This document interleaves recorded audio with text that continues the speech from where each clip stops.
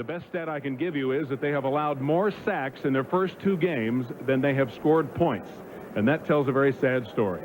My partner today is the coach, Hank Stram. And Henry, if the Steelers are going to win today or win a game, what are they going to have to do?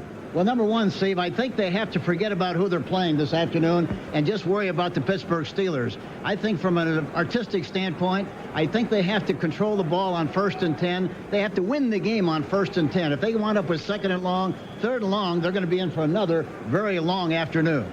Well, as far as the Minnesota Vikings are concerned, they have traditionally had a problem of beating the teams that they should beat. And so there's something they have to look out for today. Yeah, they have to. And even though they lost to the Chicago Bears, a lot of people assume that they're going to be ready to play this afternoon. That's not always necessarily the case. And in fact, I talked to Henry Thomas yesterday, their fine nose man, and we talked about the offensive line of the Pittsburgh Steelers. When I asked about him, he just smiled and he just grinned. And I said, how many sacks do you expect to get tomorrow as a unit? He said, we hope to get 8. That's a lot against the Pittsburgh Steelers. That's a lot in any game, that's for sure. But Bubby Brister has been very, very easy to sack in the first 2 weeks. Teddy Garcia kicking it off, and Ron Woodson with world-class speed takes it inside the 10. And he doesn't get very far, out to about the 17 is all. Mark Dusbabic, number 59, down there to make the tackle. Bubby Brister. Walter Andrew III, actually. John Rienstra moves in at tackle, and Craig Wolfley moves from tackle to guard because of the injury to Ricketts. Dawson Blankenship, Ilkin, and Malarkey back from a concussion last week, the tight end. Hodge, Worley, Stone, and Lips at wide receiver. Carter and Hill will be in there quite a bit as well on the Steeler offense. 1st and 10, Pittsburgh. Ball at their own 19. Lips in and out of the formation. Worley. Scott Studwell, the leading all-time tackler for the Vikings, wrapped him up along with Joey Browner. Noga, Thomas, Millard, and Dolman, and they are something else up front for Minnesota, the front 4. The linebackers behind them, Merriweather and Solomon, now have flip-flopped from strong to weak and weak to strong, and of course Scott Studwell always in the middle. Lee, Rutland, Curtis, and Browner in the secondary. Fullington and Isaac Holtby in there. Travis Curtis getting the start at free safety after a strong game last week. 2nd down and 6. Worley gained 4. Brister's first pass complete to Lips. Run down outside the 40 by Carl Lee.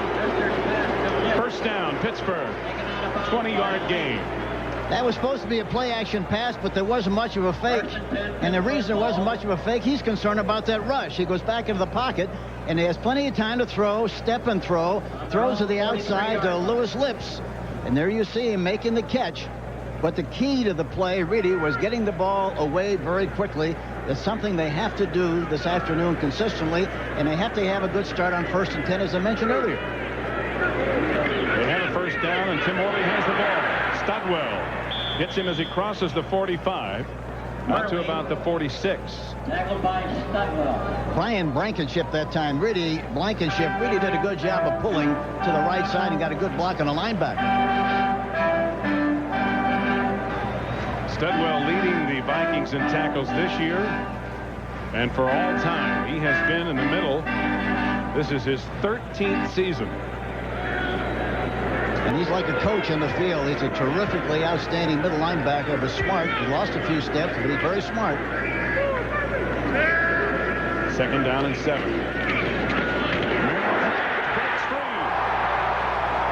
Joey Browner in the secondary at about the 38, still wrestling with Hodge. And a good hole up front, a 15-yard gain. That's a trap. They love the trap. And here they come. Look at the right guard trapping. Dolman came across there, didn't have to touch him. And Hogue goes right through the hole. But the key was the fact that they got him charging very aggressively. The Minnesota Vikings are not that concerned about the run. They're concerned about rushing the passer. Dolman that time came across there. Didn't even have to be trapped, and they ran inside of him. That was the key to the play. At the 37 of Minnesota, Brister under pressure gets it to Worley. And Worley gets a block and is close to a 1st down. Jesse Solomon and Mike Merriweather, the 2 outside linebackers, get him. And Brian Blankenship again Coach had a good block.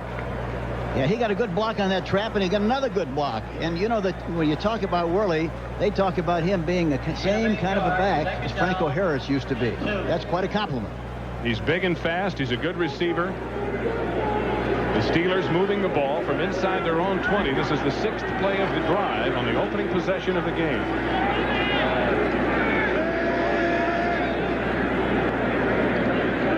Lips in motion. Worley has enough for the first down as he leans forward down to about the 27. And Mike Malarkey and Travis Curtis have a little extracurricular activity. Keith Millard on the tackle.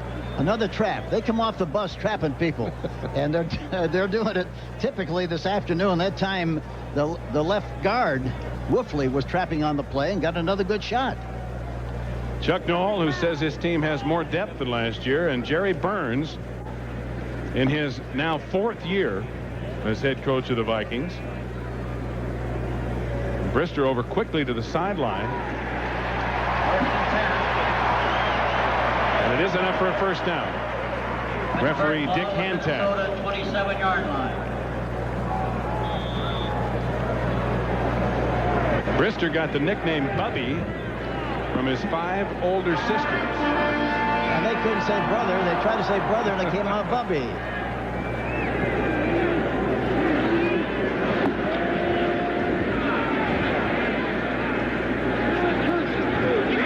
Worley on first down. Has a tackle inside the 20. Now the Vikings say the ball came out and they have it, but the official right there says the ground caused the fumble. So the Steelers maintain possession. Here again, you know, people wonder about the pulling and the size of the offensive lineman of the Pittsburgh Steelers. Here we see the ball rolling around. Gain of 9 yards. Carl Lee appeared to come up with it, but officials ruled it was a fumble caused by contact with the ground. The ground cannot cause a fumble. Now Hodge straight ahead. Penalty flag on the play. Tackle Scott by Studwell on the tackle. Flag on the play. Looked like Al Noga that time was offside. Number 99. Couldn't tell for sure. We'll find out right now from Dick Hantak. Encroachment, defense, 5-yard penalty, touchdown. Well, he didn't identify him, but it must have been Al Noga. And again, on the left side, there you see him coming across prematurely in the gap between the guard and the tackle. So the ball moved inside the 15, near the 13, where it is 1st and 10. 12:25 to go in the first quarter. Steelers opening possession. Worley tackled as he gets the handoff and going nowhere. Worley. Keith Millard with penetration, and that's normal. Now what happened on the play, the guard is pulling and Millard comes across into the gap where the guard pulled. Look at Wolfley pulling. Nobody touches him and he stops the back in the backfield. But it's fun to play defensive tackler in when nobody blocks you and you get a good shot at the ball carrier. That's exactly what happened on the play. And again, it shows you how the Minnesota line is firing off in an effort to try to get to Bristol, but they haven't passed much. Steelers running the ball. 2nd down and 12 from the 15 after the loss of 2. Good protection. Touchdown. Mike Malarkey, the tight end, on a 15-yard touchdown pass, and very quickly the Steelers are out in front. I talked to Malarkey on the field before the game, and he said to me that the doctors told him that he shouldn't practice or shouldn't play this week. There's no way in the world I'm not going to play in this game, and here he is making his touchdown catch. The first one against his old team, the Minnesota Vikings. What a great thrill that must be for Malarkey. He had extra incentive to play this game after being hit and suffering a concussion against Cincinnati last week. He was hospitalized for a couple of days. Jerry Burns, the Minnesota coach, called him in the hospital. And now he's catching the first touchdown pass of the game against his old team. Converted by Gary Anderson as usual, and it's 7-0.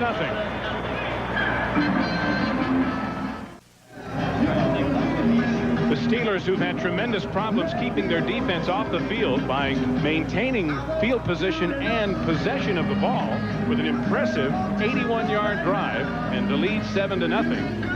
And Roy Gerela was the all-time leading Steelers scorer, and with that extra point, Gary Anderson just created a brand new record as he passes Gerela.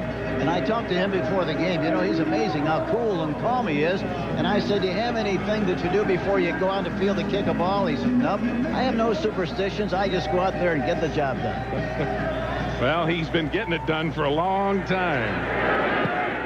He's in his 8th year. And here's Darren Nelson back to receive the kickoff at about the 7. Across the 25 and tripped up.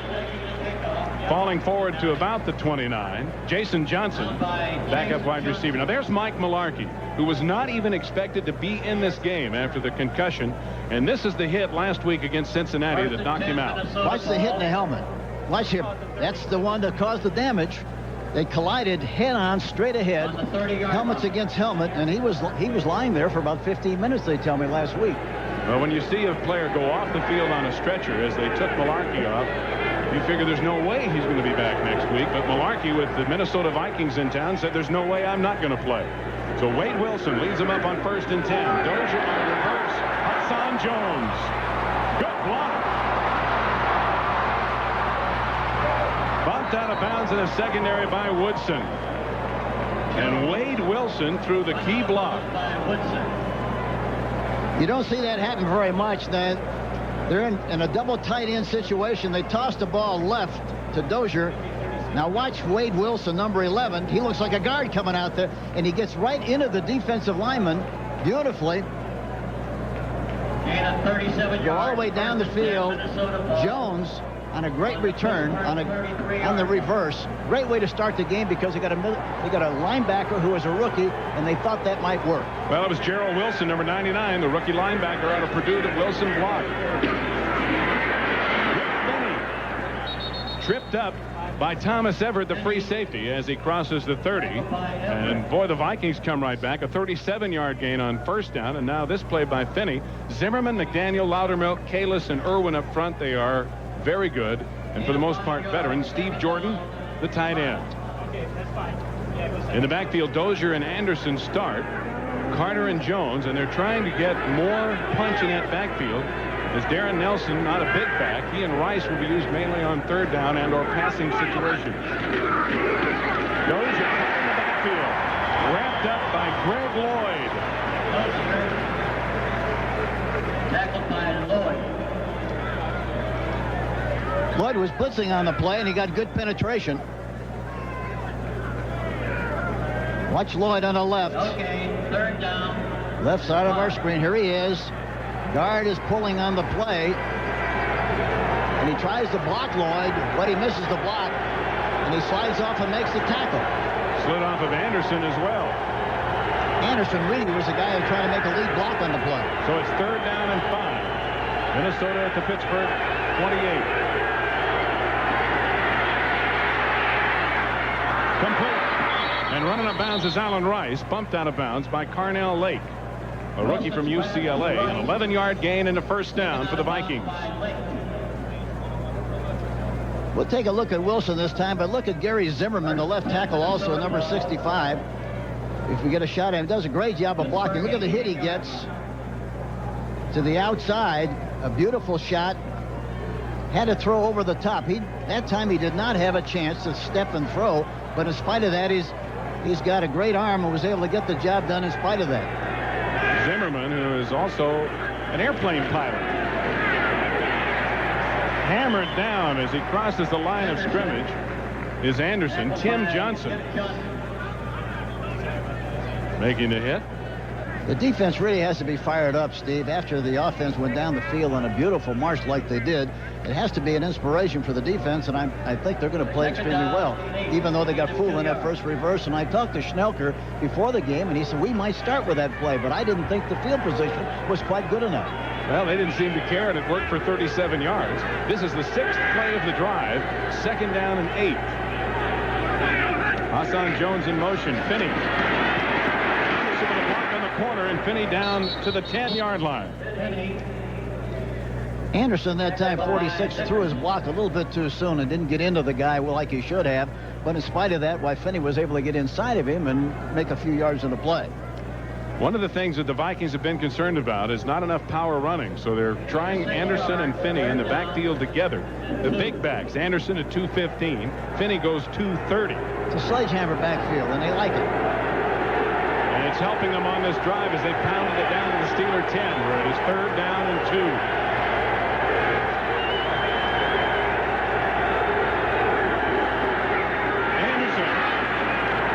Straight ahead down to around the 6, and appears to have enough for the 1st down. Nothing fancy there, just blocking right off, coming right off the ball with a good push by the offensive lineman. Zimmerman, McDaniel, Laudermilk really got off the ball in good shape, and he cut behind those blocks and made the yardage. The Pittsburgh Steelers, they play their linebackers very close to the defensive lineman, and as a result, play-action passes as we go along in this game should be very efficient for the Minnesota Vikings. They like to use play-action passes in goal line situations. They're on about the 6 now, and it's 1st and goal. Dozier, not much of a hole. Maybe a yard is all. And again, it was 78 Tim Johnson who jammed it up in the middle, along with 95 Greg Lloyd. Dozier, watching him in the past, there was always something hurt. He wasn't able to play consistently. They were concerned about maybe his toughness and concentration and dedication. And there's a penalty flag down. Well, apparently not. Apparently someone dropped one by mistake and picked it up. But anyway, Bernsey talked to him at great length during the offseason. He's playing and running much, much better. 2nd and goal from the 5. Anderson hammering down. Touchdown. The ball gets away, but after Anderson was down, the officials called a touchdown, Minnesota. He got a good push coming off the ball. Kalis Irwin, the right side of the offensive line. And in this kind of a play, you got to get a good push. The center, Laudermilk, got a great block up front also. But it doesn't happen by accident. You got to get people blocked at the line of scrimmage and keep penetration away. Now timeout is called as Teddy Garcia is on to attempt the extra point. And Garcia's had a lot of problems, more so with field goals than extra points. He has a tendency to hook the ball a little bit to the left, and I think that happens because his left foot is pointed out a little bit away from the target, and it's a natural tendency to kick the ball left if that's the case. Well, apparently they're reviewing the play, so let's do the same thing. Here's the shot of it. Oh, I think they said the knee was down before the ball hit the plane. Let's take a look at let's look at his knee now. See where he goes down and where the ball is. And there are two things there, Hank. The ball squirts out. Yep. It does appear, however, he's down before the ball squirts out. Bill Swanson is the replay official. And that booth is pretty close to us up here. The other thing is, was his knee down before he broke the plane of the goal line? That's the key. The knee and the ball have to coincide, and if the knee is down and he doesn't cross the plane, well, that's where the ball is going to be put. Well, they're certainly taking their time. The umpire, Gordon Wells, whom you see right there, number 89, one of the more veteran. The player was down by contact. The ball will be placed on the 1-foot line. That's what it was. It is not a touchdown. And they'll move it back to the 1-foot line. So Minnesota will now have to punch it in again. And it'll be 3rd down and goal. Now here's a question, with a foot to go, usually with less than a yard, 1 foot, 2 foot, the rule of thumb basically is they let the quarterback run a quarterback sneak. They got the big backs in there. Let's see what they decide to do. Give it to a back or sneak it in with a quarterback.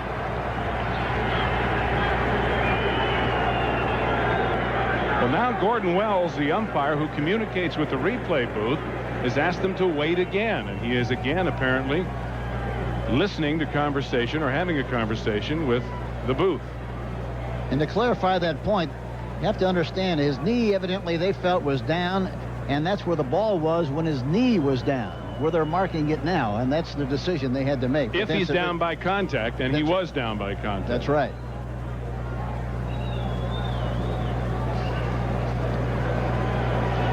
And you can see Greg Lloyd is pulling him down. And that's the way it's going to stand. 3rd and goal at the 1-foot line. Wilson trying to sneak it in, and he made it. Touchdown, Vikings. Hardy Nickerson says no way. Steelers linebacker, but Wilson in there for the touchdown. And again, they really didn't get much of a push, but just enough. Here we see it now. Watch the line take off. Watch Wade Wilson. He tries to go over the top, and usually it's better for the quarterback to get a little lower, use his shoulders to get a little leg drive. But in spite of that, while he will still be able to cross the plane, touchdown for the Minnesota Vikings. So Teddy Garcia out of Northeast Louisiana will try to tie it up. Yeah, that's good. And he does. And you can see how that ball does hook to the left, but it hooked through the uprights. A 70-yard drive has tied it in the first quarter.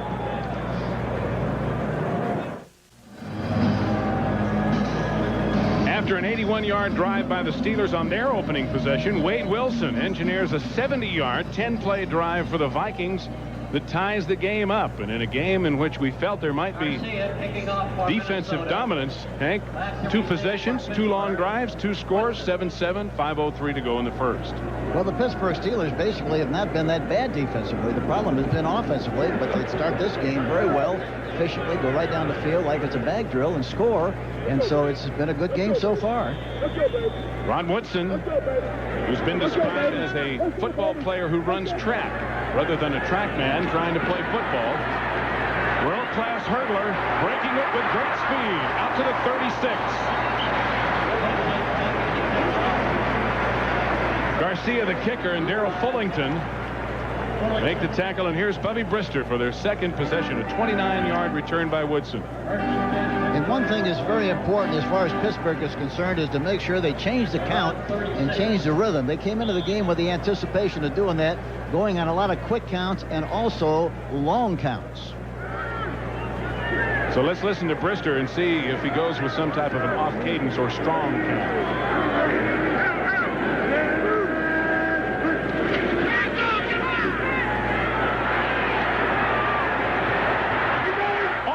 Intercepted. It was intended for Dwight Stone. Reggie Rutland was back there with good coverage, and that's the first incompletion for Brister. He is 3 of 4. They have a lot of confidence in the fact that this team is a great rusher. So let's take a look at what happens on the play. Look at that. Boy, he was all over him that time. That looked like pass interference to me, didn't it? Well, it could have been offensive pass interference as well. Rutland had position. It sure looked like there was a misfire on the play. To the big hole.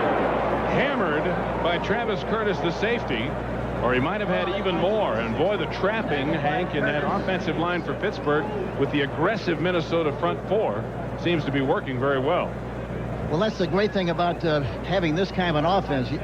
They trap and they trap and they repeat and they repeat, and of course a trap means that you let a defensive lineman come across the line of scrimmage like he's not going to be blocked, and then you block him from the side, and that's what they're doing very well because of the great rush of the Minnesota Vikings. Third down, about 3. Swing pass to Worley. He has a blocker. He has the first down, and he's in Minnesota territory near the 45 before Scott Studwell and Travis Curtis bring him down.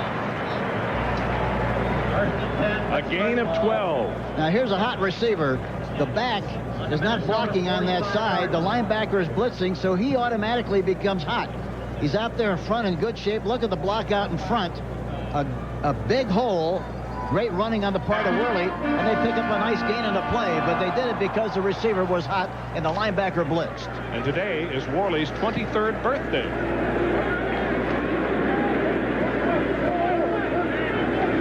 He has it again. Oh, it's Merrill Hodge. And Hodge inside the 35, down to about, or the 45 to the 43, in the grasp of Keith Millard. You get a kick out of watching this Pittsburgh team. I've seen them for so many years, and you have too, Steve. They haven't changed anything. They have a great philosophy. Chuck Noll is one of the great coaches. He'll go down in history, one of the great coaches in the history of the National Football League. He believes in this system, and you have to give him a lot of credit for doing what he thinks is right. He thinks he's right. The players thinks he's right, and of course, most important of all, Dan Mooney thinks he's right. It's the fans and the media who have thought that he has been wrong. Well, they get emotionally involved with their team, and that's understandable, but that's, you know, somebody has to run the asylum, and Chuck does a great job of it. Brister incomplete. Flag on the play. And we're going to have pass interference on Reggie Rutland. A pass intended for Derek Hill, a rookie out of Arizona. It's always, you know, when you have a pass interference. Pass interference, defense, number 48, first down. Reggie Rutland, number 48, the right corner. And here we see quickly here, finally there's the picture. And it looks like he got over the top, and you can't tell where his left hand is, but very obviously gave him a shot before the ball got there. Floyd Peters, we talked to him, and he's done a great job in a lot of places. He could hardly talk yesterday. He's been barking out those signals all week long. Good thing he uses signals on the sideline. Has to be one of the greatest defensive coordinators in the league. First down, Worley. Banging it up there again, and carrying ball comes out. But it's blown dead. Joey Browner has it, but the ball again is blown dead. And the Steelers again are having fumble problems, Hank, even though they haven't lost either one. Worley's fumbled the ball, and this is not due to the exchange between the quarterback and the running back, which is something that they were very concerned about. Well, the other thing you have to be careful of, you know, when you're running to the left, you ought to have the ball in the left arm. When you're running to the right, you ought to have it in the right arm. And sometimes why they have the ball in the wrong arm, and the pursuit is coming that way, and it gets knocked out of there, and that's what creates the fumble. 2 for the Steelers and 1 for the Vikings. All 3 ruled to be down by contact and the ground causing the fumble. So it is second down and 3 from the 26. Lips in motion. Merrill Hodge grabbed by Millard and Dolman just after getting the ball. And Tackled by Millard. he's going to be short of the first down.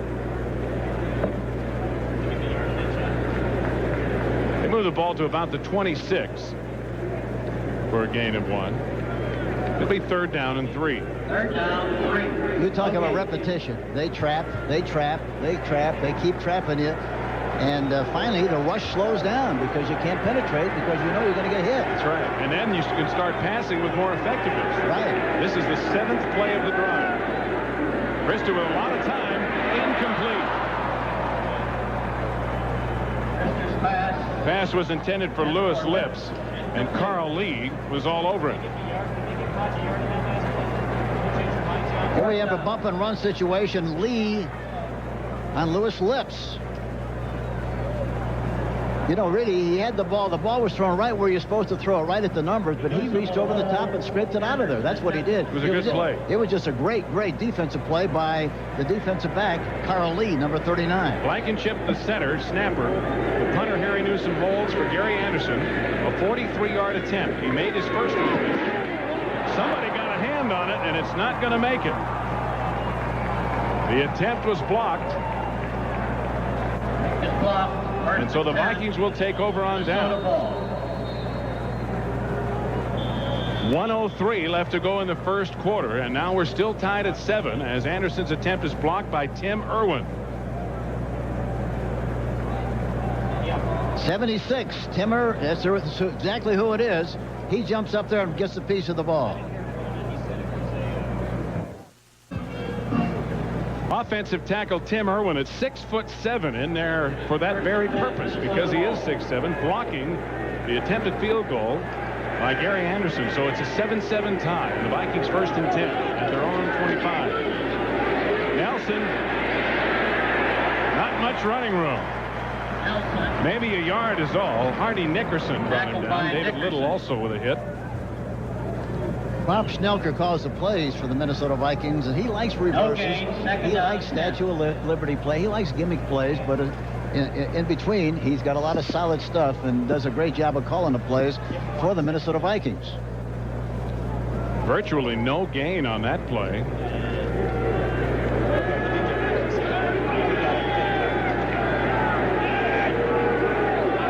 Officially, they give him a yard. Second down. Wilson to throw. And it's complete. Steve Jordan, the tight end, has a bad right ankle. Sprained in the first game of the year. Of course, he missed all of training camp. He has a flexible splint on that right ankle, and he came up limping that time after making the catch. Time runs out here, the end of the first quarter. And the score, the Vikings 7 and the Steelers 7.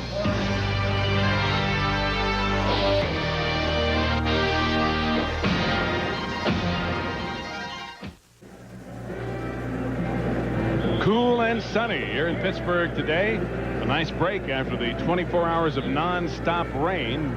The remnants of Hurricane Hugo dumped on the city from about noon Friday to noon Saturday. Felt like I was in a submarine yesterday. It's cold, but it's sunny and beautiful. A 7-7 tie as we start the second quarter. Vikings 3rd and 7.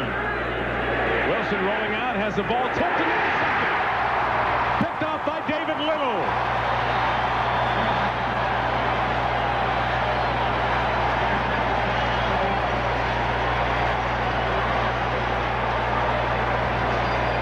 That was a play action fake that time. They pull a lineman to the right, and he rolls out to his left. Nobody took the bait, nobody blocking. He was throwing the ball when he was running sideways, could not have anything on it whatsoever. Trying to hit Anderson on the play. Little comes up with the interception. But the key was the fact that his feet were facing the sideline rather than up the field. He had nothing on the ball whatsoever, and he had strong pursuit from the inside that made him throw the ball before he actually wanted to. I'm not too sure Tim Johnson, 78, didn't touch that ball either. First and 10 Steelers at the Minnesota 34. Merrill Hodge cutting back and getting down to about the 32. Jesse Solomon and Scott Studwell combined for the stop. Just underway in the second quarter. 7-7 tie. Hodge has carried 5 times now for 27 yards. Bubby Brister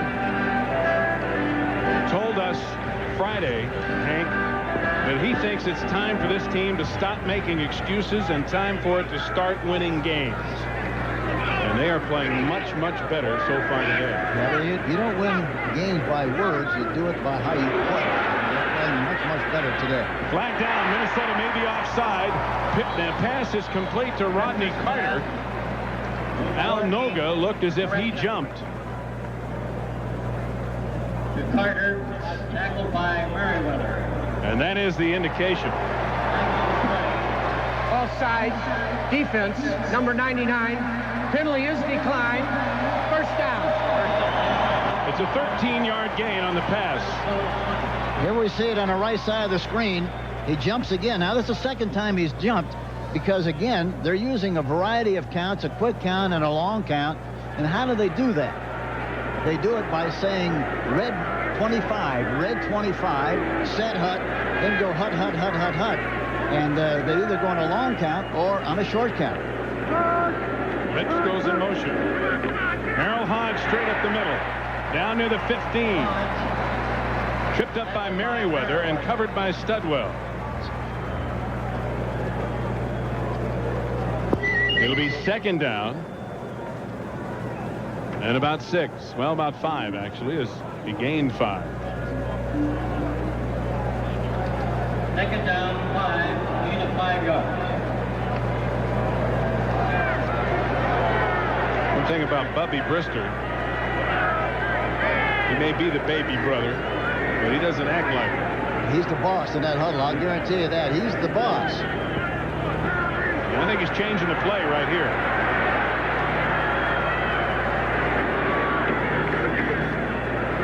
A yard or two is all. Al Noga on the tackle. Tackle by Noga. You know, the thing that the Viking defense has been great against teams on 1st and 10. In the 2 games so far, they've only let teams average 2.8 on 1st and 10. So far, it's 3.7. So the Steelers doing much better than they ordinarily do, and much better than the Vikings, you see their defensive coordinator, ordinarily allow. See, now this is a bad thing here. He's back in the shotgun. He's all right. 3rd down and 4. Incomplete, intended for Carter, and a flag down as Carter was hit before the ball got there by Joey Browner.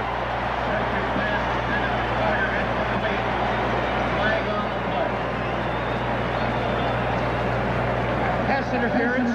Defense. Number 47. First down.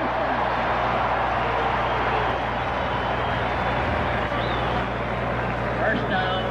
Carter coming out of the backfield on the left side, number 24. He's running an option pattern and goes inside. And Browner evidently got his hand in his back, and that's why they call pass interference on a play. Look at Brister. Look at Brister. He's officiating the game along with it. Then he goes over and gives him a high five. 1st and goal from the 8. That's the 3rd penalty on the Minnesota defense. Tim Worley with blockers. Touchdown.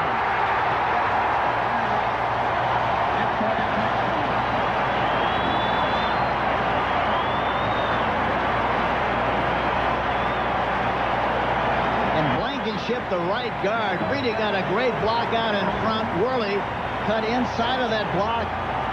Watch the right guard, number 60, gets good depth. Watch him out in front. Here you see him. A good block. Great block on the outside, and Worley goes in that big hole and changes the scoreboard with a big 6. Terry Long also with a good block on the play. So Gary Anderson will come in to try to add to his record, and he does. 12:07 left to go in the 2nd quarter. It's now Pittsburgh 14, Minnesota 7. CBS Sports coverage of the National Football League is sponsored by Busch Beer. Head for the mountains of Busch Beer. Northwest Airlines. Their job is helping you do yours. And by Ford and your Ford dealer. Have you driven a Ford lately?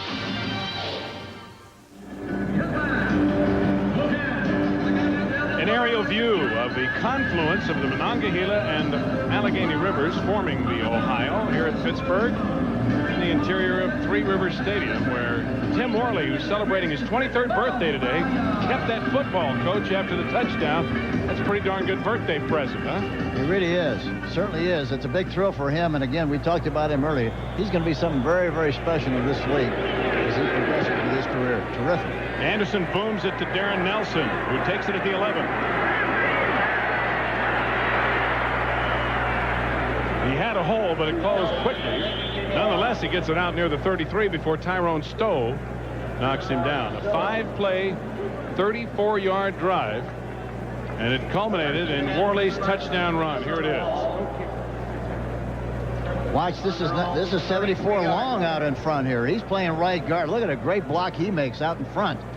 I thought it was Blankenship, but they changed guards, and he was the one who led the play and made a great block. The Vikings start with pretty good field possession, or position rather, on this possession. And it has been score so far. Wilson with a quick hitch pass. Hassan Jones with some good moves. And Jones makes a lot out of very little as he gets it out across the 40. Hardy Nickerson and Dwayne Woodruff make the stop. Overall on 1st and 10, Minnesota has run the ball 10 times and only threw it 3 times. Unusual for the Minnesota Vikings because they like to pump it up on 1st down.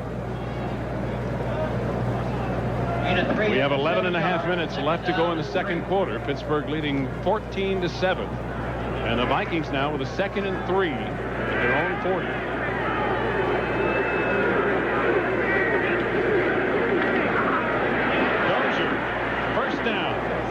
to the 46. That time Minnesota lined up in a passing formation and ran the ball with the lone remaining setback. Dozier really hit in there good, though, that time. He's hitting in there with a lot more authority, a lot more confidence, and a lot more strength than he has in the past.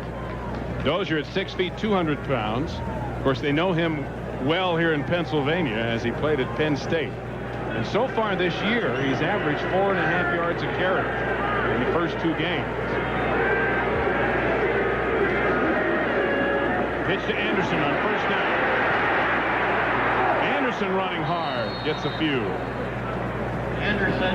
Carnell Lake, the strong safety, coming up, and then Rod Woodson finishing him off. That's an old play that used to be very efficient, very effective with the Cleveland Browns with Jimmy Brown, the old toss play. Get it out there quickly and got around the corner and went through an arm tackle. Anderson has a chronic neck problem, and sometimes it can cause his shoulder and arm to go numb. But he does come out periodically because he and Rick Finney, the other fullback, alternate and bring the plays in.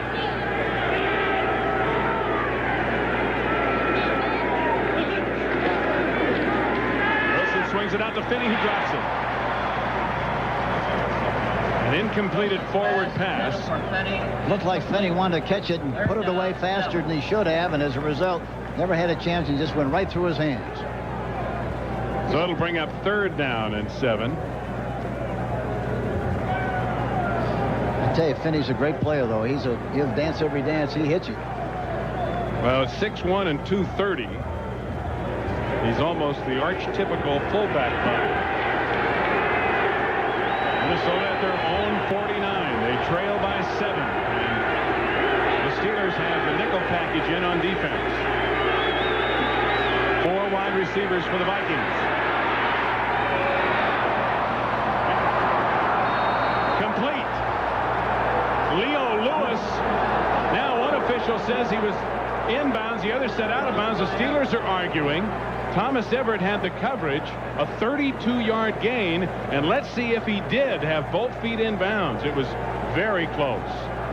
Again, you have to have both feet in bounds and control. Here he is, way wide open. Watch him here. 1. He's out. One foot was in, the other was out. No play. Well, they replayed it on the big screen here in the stadium, and you can hear the response of the Steeler fans. They certainly agree, and the play is going to be reviewed now by the replay official. That's no contest. He was out of bounds.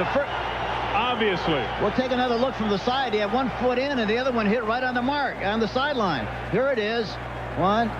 And there you see his right foot right in the middle of the yard line, of the sideline. He's out. And if you touch any part of the white line, you're out of bounds. You have to 1 and no 2. Looked like his foot was completely out of bounds. No question about it. Wasn't even close. No question about that whatsoever. He was out. Bill Swanson, the replay official, along with his communicator. It shouldn't take long for him to communicate this call.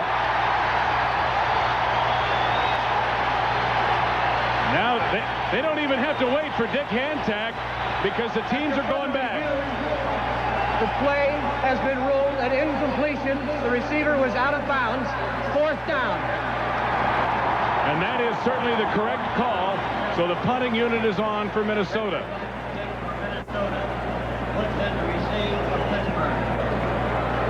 Well, this is the first time in 2 weeks that the Steelers are going to get a punt. Minnesota turned the ball over one time on one possession and scored on the other. So Bucky Scribner into punt. Excuse me, they might have forgot how to run a kick-up punt return. Well, with Rod Woodson back there, you better not forget. This guy can motor.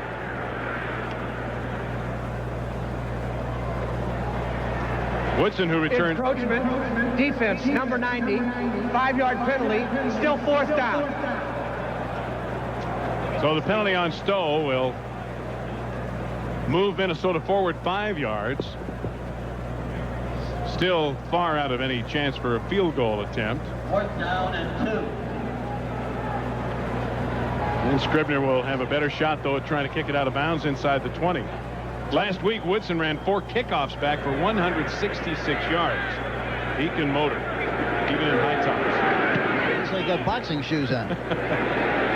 Scribner does a heck of a job, but it doesn't take the right kind of bounce and goes through the end zone. 9:38 to go. A 46-yard punt by Scribner.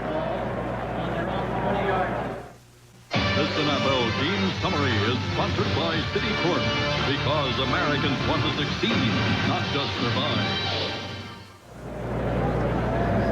More offense than we ever thought we'd see, and a quarter and a half in this ball game, and more offense from Pittsburgh than Minnesota, which is a bit of a surprise, Coach, as the Pittsburgh Steelers lead 14-7.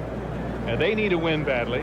The Vikings, however, don't need to lose to another team that they really should beat. But that's what we talked about earlier. Sometimes you just take for granted because they lost last week, they would play extremely well this week. But that's not always the case, because invariably they say, well, this is a bad football team and think it's going to be easy. Well, Tim Morley's touchdown on his birthday is the difference in this ball game as he scores on a sweep right. Watch Terry Long, number 74. He wasn't supposed to play today. He's in there right guard. Look at the great block he makes on Studwell, the middle linebacker, and he goes in the end zone for the touchdown. And the Steelers, stopping the Minnesota drive, now have it 1st and 10 at their own 20.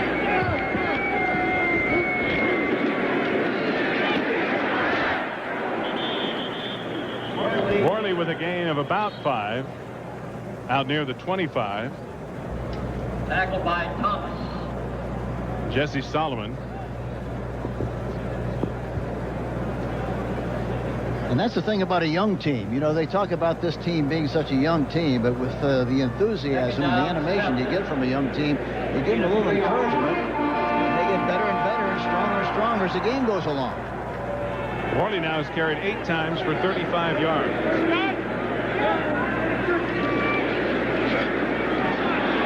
protection. Malarkey with a first down as he's out near the 35. Brought down by Scott Studwell and Mike Merriweather.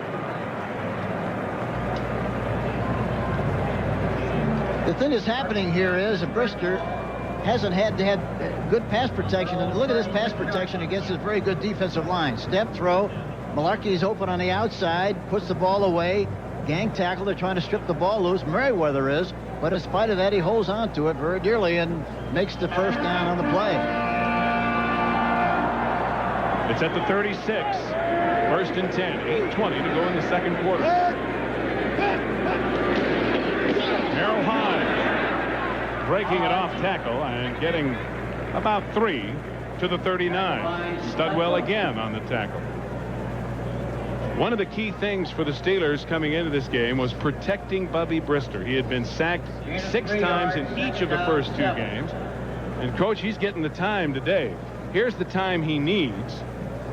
We talked to Coach Moore about how much time does he need for these various steps back and medium and long passes. Well, on a three-step drop, he needs 1.7. On a drop for Morley, not much happening. He runs head-on into Keith Millard right at the line of scrimmage. Tackled by Millard. Let's go back to the time graphic for Bubby Brister. If he's going to throw under 10 yards, it's usually a 3-step drop, and that's how much time he needs. 10 to 20-yard passes are a 5-step or medium range, 5-step drop. And a long pass, he's going to go back about 7 steps. He needs at least 3 seconds to get the ball away. Now, he hasn't really thrown long, Coach, but he seems to have had plenty of time if he had wanted to. Well, the other thing that's happening this afternoon is they're keeping both of those backs in on a lot of occasions, and on other times when he's throwing long, he'll keep the tight end in. So they got 8 guys blocking 6. They've made some changes, and so far, at least those changes are paying off. Rodney Carter in motion. Brister hit his arm from behind. The ball is picked up by Henry Thomas, and it may be a touchdown. We'll see if, in fact, his arm was moving forward.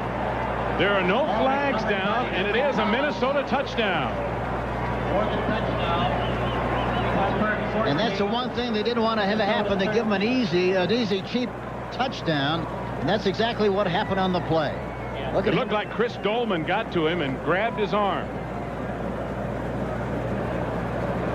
Here he comes, Dolman coming in. There he did. He came right over the top of his arm as he was bringing it up.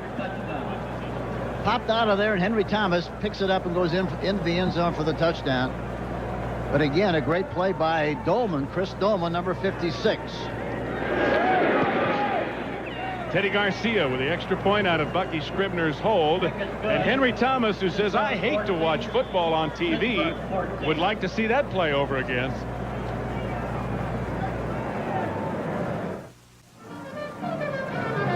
'97 Henry Thomas told us last night he hates to watch football on television. I think he might make an exception in this case. Yeah, they watch this a lot. Look at Chris Dolman. Now look at number 1, how wide he is.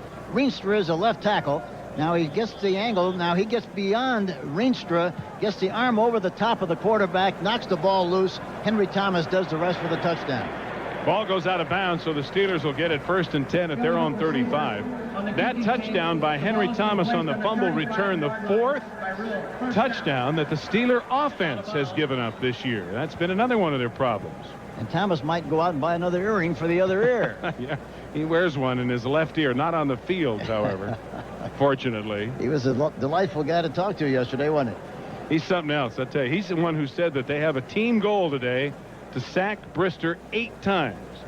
Well, they haven't done it once yet, although that time Dolman got close enough. They'd rather have a touchdown than a sack any day. We talked about the first down being a key. Pittsburgh is averaging 4 yards a shot on 1st and 10. Let's see what they do here. 1st and 10 at their own 35 as Worley goes in motion. Brister under pressure, and it's Henry Thomas who has him. So Henry trying to make that prophecy come true. It's his first sack.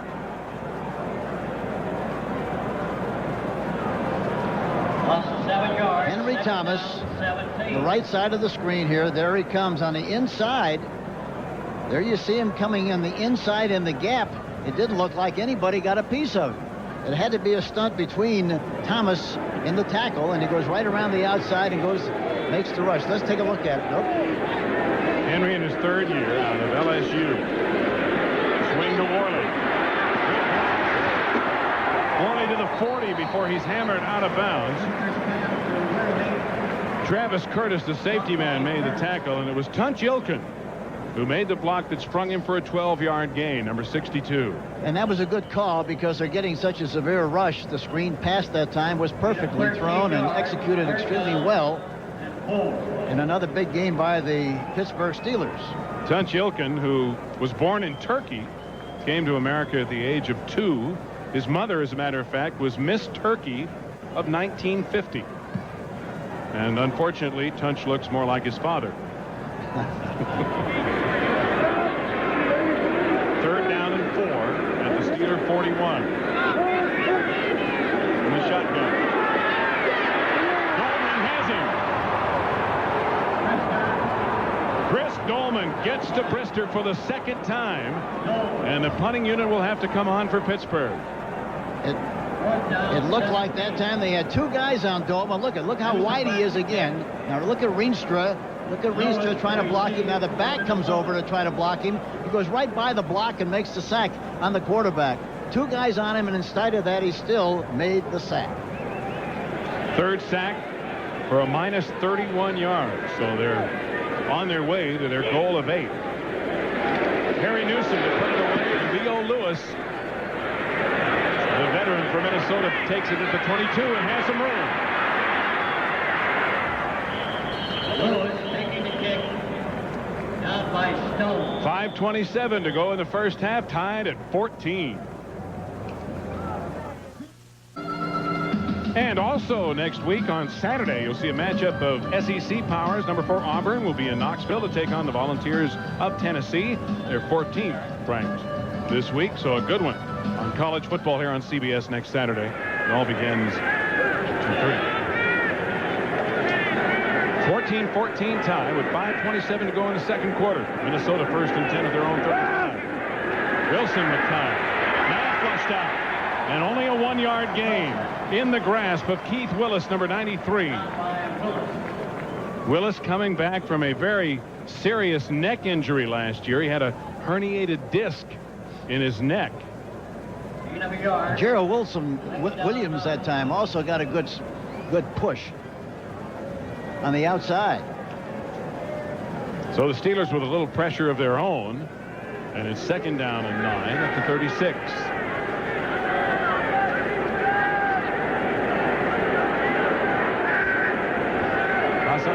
to the left and Carter to the right. Looking for Carter, but underthrown. And again, there was pressure. Tim Johnson was close to Wade Wilson. It'll be 3rd down and 9. 3rd down. That time, the entire defensive line got off the ball in good shape and got a good push. You saw that. Made Wilson throw the ball before he actually wanted to, really. Pardon me, Coach. You saw that Wilson was 3 for 7. He's only hit 1 of his last 5 passes. And now it's 3rd and 9.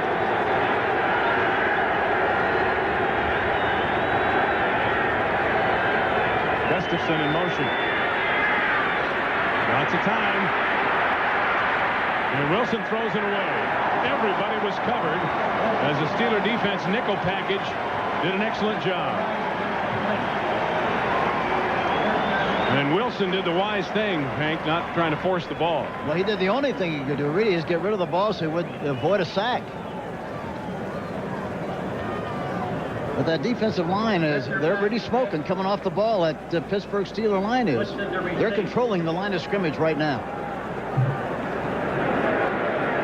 Bucky Scribner in to kick it away. And Rod Woodson stands inside his 25. Scribner left foots it out of there, and it's a wobbly kick taken to the 28.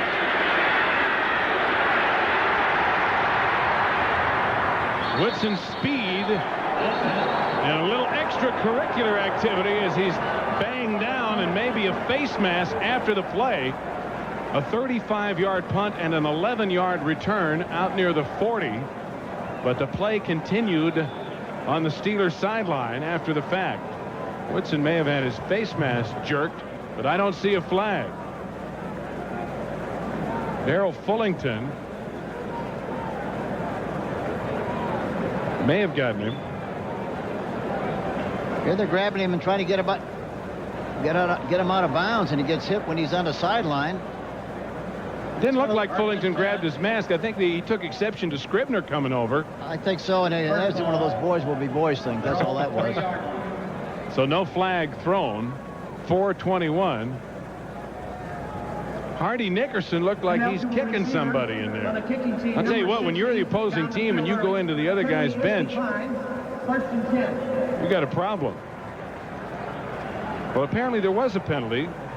There were 2 penalties offsetting. Like you said, Coach, boys will be boys. That's the way the officials look at it.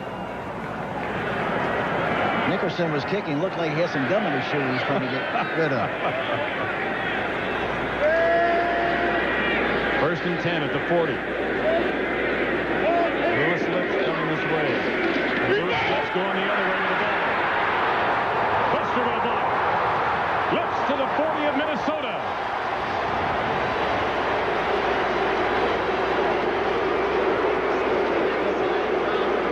A 20-yard gain before Joey Browner brings him down. And Bubby Brister, look at the block he gets now. Look at this.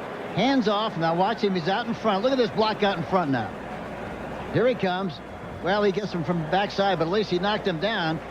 He might have been caught from the backside, but Brister made sure he didn't and threw a nice block out in front. Steelers pulling some tricks. Gaining 20. 1st and 10 at the Vikings 40. Incomplete. Intended for Derek Hill. Reggie Rutland with the coverage, and a ball that looked like it could have been caught. People are wondering why the rush isn't more severe of the Minnesota Vikings. The reason that it isn't better is because of the traps. They've been trapped so much all afternoon that the defensive linemen get a little concerned about it, and it slows down their rush just kind of unconsciously because they're afraid of penetration and getting trapped from the inside out. That's another reason that when you get those trap plays working, you can go to the play action pass and really hold those guys. And that's what the Steelers like to do. Here it is 2nd and 10. Over the middle to Merrill Hodge. A gain of about 5 to the 35. Jesse Solomon and Scott Studwell had the coverage.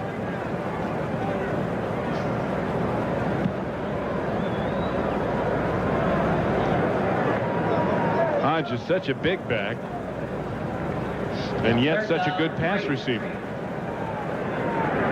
That's the kind the Steelers like. Chuck Noll has always tried to have a backfield that can catch. Even with all the yards Franco Harris gained, he was used as a receiver. Well, the way football is played today, you can't have a backfield, a back who can't catch the ball. He has to be able to catch the ball, too. Rodney Carter has it knocked away. Tunch Ilkin falls on the ball.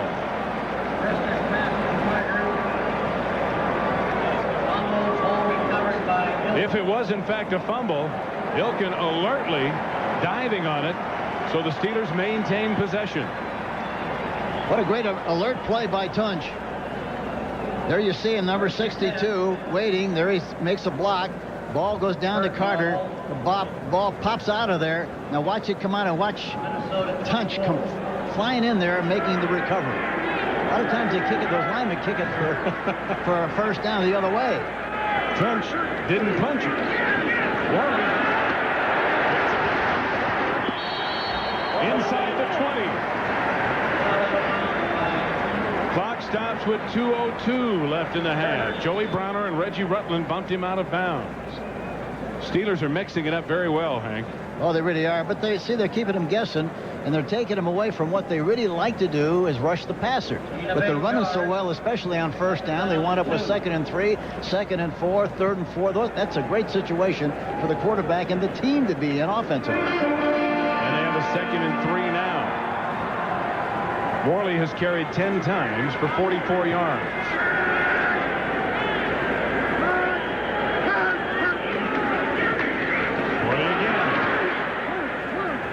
Looks like he'll be short of the first down at about the 14. Joey Browner on the tackle. The 2-minute warning in a 14-14 tie here in the second quarter. 2 minutes remaining. From the goal line, we look out to the 14-yard line. That is how far the Steelers have. They have a minute 57 to try to punch it in. And check this out. They now have 100 yards rushing on the day. We're not quite to the end of the half. The first 2 games, they averaged only 61 yards a game rushing. And the amazing thing about it is, with all the changes they've had with their offensive line, they're still doing an efficient job out here this afternoon with what they like to do best. And I keep repeating it, and I hate to do that, but that's what's happening. They're trapping and doing a great job. And you got to give the Steelers staff some credit because they put together the line. Ricketts is out of there, and they made some adjustments on what they were doing before, and it has paid off handsomely so far. He's changing the play in the line of scrimmage. You see the backs move. They went from one formation to another. And they pressure to Warren. Inside the 5. Joey Browner bumps him out of bounds around the 3-yard line. Another hot receiver. The same play they ran earlier. The linebacker blitz. Anytime the linebacker blitz, why then of course the quarterback knows that he's got to throw the ball to the back because he's supposed to block him ordinarily. The linebacker leads. Look at the block downfield. A beautiful block. It looks like Tunch Ilkin blocking out in front. A beautiful block, and he goes in for another big game. So Worley having a big day on his birthday, and the Steelers now with the 1st and goal at the 3-yard line. 1:51 left in the half.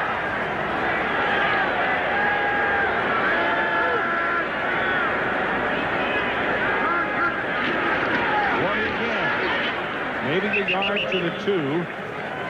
Keith Millard got him around the legs very quickly, and Studwell got him around the shoulders.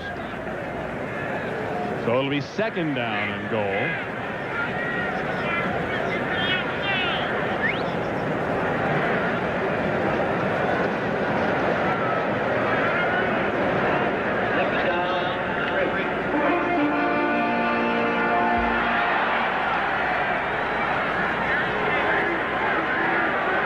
This is the 9th play of this drive.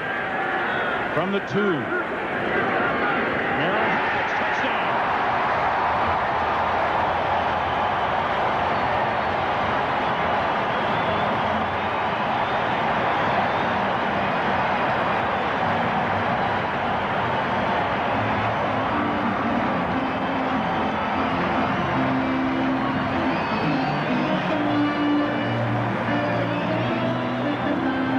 The right guard again. Watch him pulling to his right. Goes in there for the touchdown. Just like a bag drill that time. Right in there for the touchdown. Made it look easy.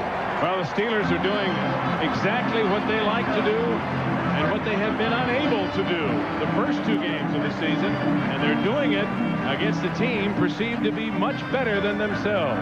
21-14 Pittsburgh.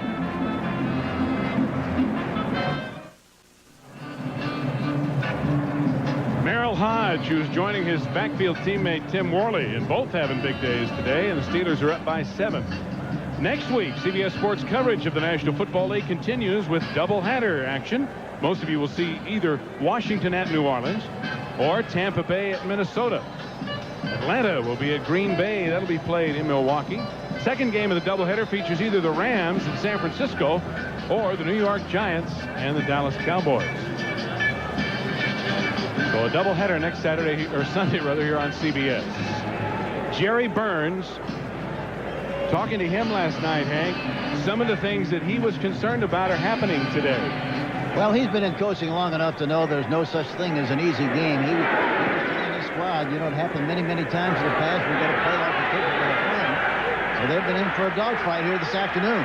Nelson from the goal line run out of bounds as he crosses the 25, and the clock stops with 1:05 left to go. Larry Griffin, safety in his 4th year out of North Carolina, bumped him out. A 26-yard return for Nelson, and Wade Wilson and the Vikings will have 1:05 to try to get going and retie the game. They have all 3 of their timeouts left here in the first half. Pittsburgh with another impressive drive. 9 plays, 60 yards. They ate up over 3 minutes of the clock. And they lead 21-14. Wilson is 3 of 8 with 1 interception. He has time, and he has Carter. First down at about the 43. Carter covered immediately by Delton Hall. And the Vikings, with the clock running, go without the huddle. A 16-yard gain. And down to about 45 left in the half.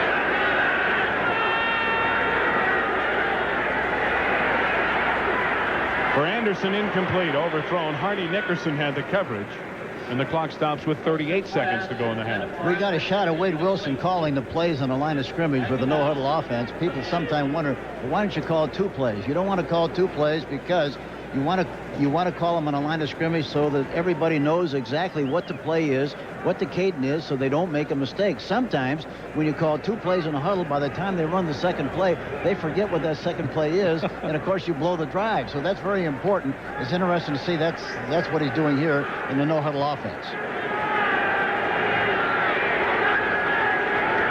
Gustafson in the slot to the right. Wilson dragged down at the 40, at the 39. Tim Johnson and Keith Willis. And the Vikings have to use another timeout to stop the clock with 31 seconds left to go in the half.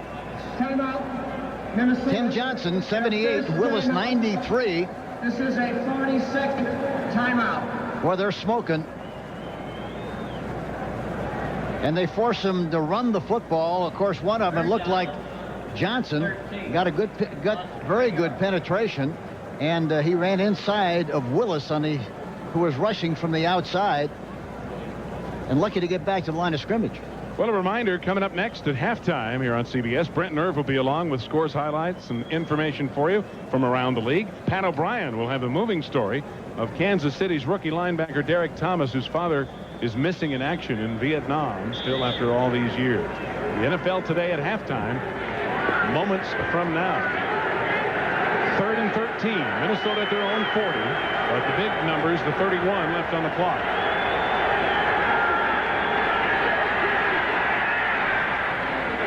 Incomplete, intended for Jim Gustafson.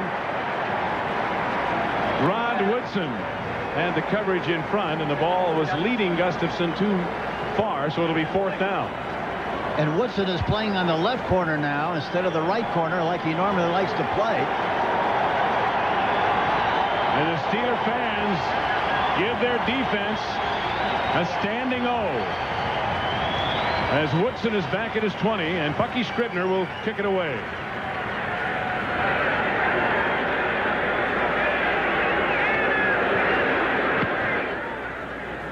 Wobbly kick, and Woodson's going to let it bounce. Thought about picking it up, and maybe got a little too close. Ray Berry, number 50, was down there to cover it. A 45-yard punt. So the Steelers will have the ball back at their own 17, make it the 18, with 15 seconds to play in the half. Chuck Noll has been here for 20 years. This is his 21st season. The only coach ever to win 4 Super Bowls. Second active winningest coach behind Shula. And yet fans and media want his head after the way the Steelers started out this year. No, they don't want his head. They want him to win. And he said that. He's smart enough to know. He said all the criticism, it just means one thing. Win the game. That's it. Well, they're leading as time runs out. They don't need to run another play, and they will go to the locker room at halftime leading Minnesota by 7 points. Jerry Burns concerned that his team might have a letdown, concerned that the Vikings have had a history of not beating teams they are supposed to beat, will go in at halftime and tell his troops, I told you so. As the score here at halftime is Pittsburgh 21 and Minnesota 14. And the key, Hank, really has to be the Steelers' ability to run the football. They have done it. The key really has been the fact they've run the football, but the key has been they run it on 1st and 10. They made a good chunk on 1st and 10. It was never a critical situation on 2nd and long and 3rd and long. And conversely, the Minnesota Vikings have not been able to do that on 1st and 10. It's just reversed. Steelers with 103 yards rushing in the first half. We are at halftime here in Pittsburgh. The score, Pittsburgh 21, Minnesota 14. And let's take a look at the touchdown the Steelers scored near the end of the half that gave them the lead. There you see the right tackle that time, Tunch Ilkin, pulling to the left. He ran right back behind that cavity in that area, went in there unmolested for the touchdown. Merrill Hodge scoring easily, and it's 21-14. Pittsburgh leading. So stand by for Brent Nerve and the NFL Today at halftime. 21-14 Steelers. We'll see you in a bit. CBS Sports coverage of the National Football League is sponsored by the new generation of Oldsmobile. Step into the future now at your Oldsmobile dealer. Diet Coke, just for the taste of it with 100% NutraSweet. And by AC Delco, automotive parts that don't just fit, they match.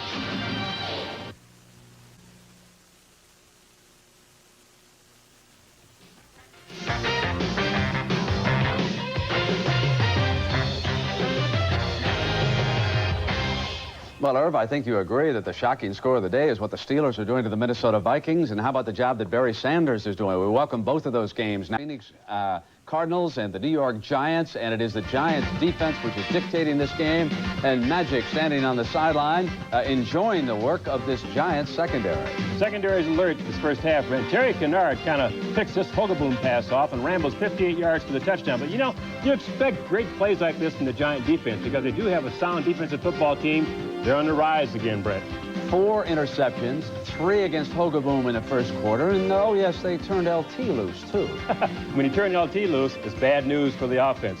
Gets a big sack there, number 56. So it's easy so far for the Giants. Washington and Dallas, the Cowboys have been held to only 3 first downs so far in this game. It is 17-7, Irv. Your Alvin Walton's a pretty experienced, strong safety. He kind of suckers Troy Aikman into this, kind of laid dead there, picked this interception off, rambled 29 yards for the touchdown.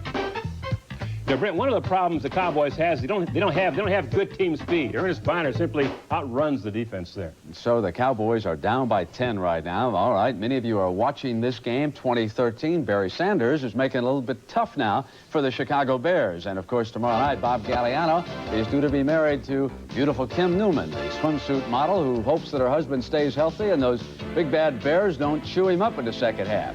Barry Sanders keeping a lot of heat off him, and Mike Ditka says, wait a minute. Rookie's not supposed to do that. How about Mike Tomczak? Tomczak taking a pump here and then leading Dennis McKinnon perfectly in the end zone for a 40-yard strike. But only 20-13. All right, Minnesota and Pittsburgh. And yes, that score is accurate. Those of you in Chicago, 21-14. The Steelers with the lead in that game. Buffalo and Houston down in the House of Pain. More pain for the home team, and that's rare. 13-10, the Bills with the lead right there. Seattle and New England, normally the Seahawks do not fare well on the East Coast. Not so in the first half against the Patriots today. Atlanta and Indianapolis, a couple of field goals by the Falcons. Perhaps the Falcons are the most improved team in the league. And then again, perhaps it is the Tampa Bay Buccaneers. Buccaneers lead the Saints 10-7. And we'll continue now with the NFL Today after these messages from your local stations.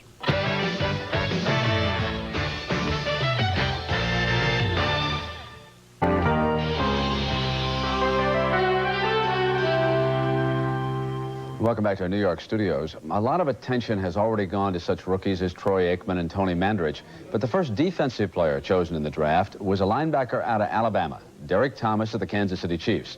Now, he too is enjoying NFL success, but it's tempered by the loss of his father. Pat O'Brien has the story of this young man for whom the end of the Vietnam War was only the beginning of a long journey. We today have concluded an agreement to end the war and bring peace with honor in Vietnam. 4 days later in Paris, Secretary of State William Rogers signed the peace agreement, and by sundown there was finally a ceasefire in Vietnam. But for a 5-year-old kid whose vocabulary did not include the word war, it was too late. You see, Derek Thomas's father, Robert, had been shot down over Hanoi 30 days before. I have a vague memory of him. I remember things we did. I remember going out to Texas and visiting with him for Christmas. I remember little things about him, but not very much. They say the good die young, and I guess that's the case with Robert, but also blood runs true. And Derek is truly his father's son. You think about him a lot? A great deal. Whenever I get ready to prepare for a game or something of that nature, I think about him, and I think about my grandfather, and I think about all the male figures in my life that didn't have a chance to see me play football. Coming through is the big fella, number 55, Derek Thomas. At Alabama, it was this linebacker who got the headlines and the awards, not the quarterback. The Kansas City Chiefs picked him in the first round and received their first reward last Sunday as Derek Thomas was named AFC Defensive Player of the Week. But off the field, Derek's hopes go back to his father, who was declared dead in 1980. They found some remains, but I'm never going to give up hope. And they said that, you know, hey, he's dead. He won't come back. But for me, that isn't enough. Why? Because, you know, it's my father. He's missing. They hadn't showed me concrete evidence that he's gone. So until they do that, I'm going to still have hope. Let us be proud of those who sacrificed, who gave their lives, so that the people of South Vietnam might live in freedom, and so that the world might live in peace. There are 57,925 of those stories, but consider Robert Thomas's. He died just a day before his 24th birthday, a day before he was to come home to a life that included a 5-year-old kid named Derek. In a funny way, I do consider myself as a casualty of the war, but I think it's made me a better person. You know, I've had to overcome that adversity, and I think I did. Derek Thomas's life is a bittersweet mixture of fantasy and reality, the dream of football and the memory of his father. As for that war, for many it is a fading memory. For some, it's the latest Hollywood version. But for others, in many ways, the Vietnam War is still being fought. In one instance, on a football field in Kansas City. Pat O'Brien, CBS Sports. Boy, I tell you, what a well-liked guy he is. He's easygoing and soft-spoken, but many people out there are comparing him now with Cornelius Bennett. They think he's going to be a superstar out there. All right, Irv, let's send everybody back to the stadium now for the second half. Thanks, Brent. Steve Zabriskie and Hank Stram back with you in Pittsburgh, where the Steelers lead 21-14 at halftime. And my partner, the coach, the old predictor here, has done it again. You said at the beginning of the telecast, rushing yardage on first down was going to be the key. And, boy, that's been all the difference in the world for the Steelers. Really has been, because, again, the Pittsburgh Steelers have averaged 4.6 yards per try on 1st and 10, and they wind up with 2nd and short, 3rd and short. On the other hand, the Minnesota Vikings have only averaged 2 yards a try on 1st and 10, and that's been a significant difference, plus the fact that the Pittsburgh Steelers are trapping so much that it's really slowed down the rush of the Minnesota Vikings. And the other key is that Anthony Carter's only caught 1 ball for the Vikings in this game, and that may have to change in the second half for them. We'll be back with the second half kickoff in a minute as CBS Sports coverage of the National Football League will continue after this message and a word from your local station. CBS Sports coverage of the National Football League is sponsored by Extra Gold Draft, the party time beer with a full tilt taste. Today's Duracell, the copper top battery.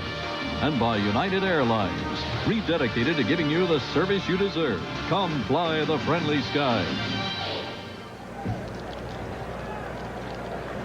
Three Rivers Stadium in Pittsburgh, where we're set for the second half kickoff. Gary Anderson will hit it away for the Steelers as they lead 21-14, and Darren Nelson will take it for the Vikings about 3 yards deep and not run it out. Touchback, 1st and 10 at the 20.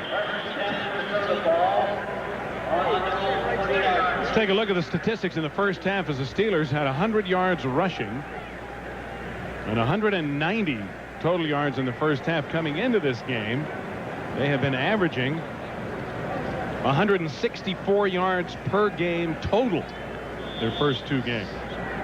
The Vikings, on the other hand, have not been able to generate enough offense. And the Steelers defense has given up 439 yards average per game in their first 2 games. Minnesota's got to start this second half and establish something solid and strong. Alfred Anderson running strongly, and a good first down yardage with a rushing play that time. Thomas Everett and Rod Woodson stop him in the secondary, and it's a gain of 8, so it's 2nd down and 2. That's the kind of, they got to do something to hang their hat on in the second half, where they can rely on something strong and solid and go from there and throw the ball along with it. They've got to throw the ball too on 1st and 10. Those linebackers as tight as they are. Wilson has not gotten on track throwing the ball as yet. Rick Fitting, he has the first down and pounds to the 35. Hit there by Everett, Blake, and Nickerson. Here's a good shot of the linebackers. They're in there very tight. Most of the time, linebackers in that position, talking about Little on the inside, and also Nickerson, are normally about maybe 4 yards deep. They're about 2 yards deep, and so as a result, they're very vulnerable. Good against the run, but should be very vulnerable against play-action passers. First down, Minnesota at their own 36. Then he cuts it back, breaks a tackle, and rumbles for another first down as he gets it to the 47. Alfred Anderson with a good block, an 11-yard gain. And the other thing about linebackers who play in there pretty tight is that they get stuck in the traffic and hard to pursue. Well, let's watch number 50, David Little. Watch Little now. He's reading the play, reading the guards. He comes in there and gets up. They get a block on him. He tries to make an arm tackle on Finney. You're not going to do that with him. He's going to go right through there like a revolving door. 230 pounds. You better bring more than you're on. Picking his way, getting into the Steeler 49 in the grasp of Gerald Williams, a rookie out of Purdue who's starting at linebacker. Brian Hinkle with a leg injury, unable to go. They're not going to win this game being fancy. They got to get tough, get in the trenches, and make something happen, just like they are doing right now on this drive. Talking about the Minnesota Vikings. And I think, Hank, it's important that they're showing patience here. They're not coming out trying to fire it and get back into the game. They're only down 7, and there's lots of time left. You're 1 play away from being back in the game. That's the way you have to look at it. That's all. Just 1 play. Pitch to Anderson on 2nd down. And what a play. Tripped up by Greg Lloyd, who broke through the blocker to get Anderson, or he might have had much more yardage. But here again, Anderson's running to his left with the ball in the right arm. He has no chance to defend himself whatsoever with somebody coming from the inside. Now watch this. The fake inside, which is not very good. He's running to the right. He's got the ball in the right arm. So he's handcuffed. He can't try to get away from anybody because he's got the ball in the arm where he should be using that arm as a straight arm. And Greg Lloyd played right through the tight end Jordan. It is 3rd down and 5 at the Pittsburgh 48.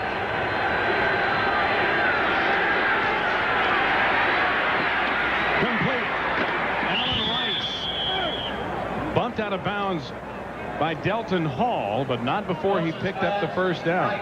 It's a gain of 14, and Minnesota 1st and 10.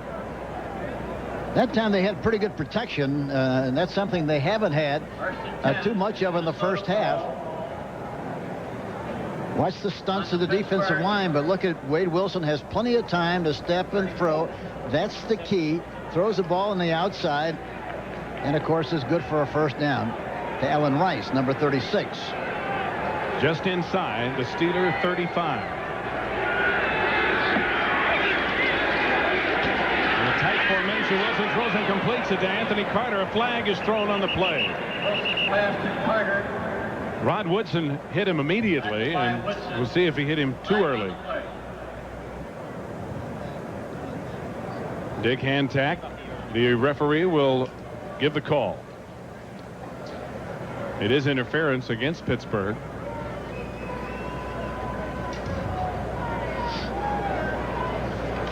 Pass interference, defense, number 26.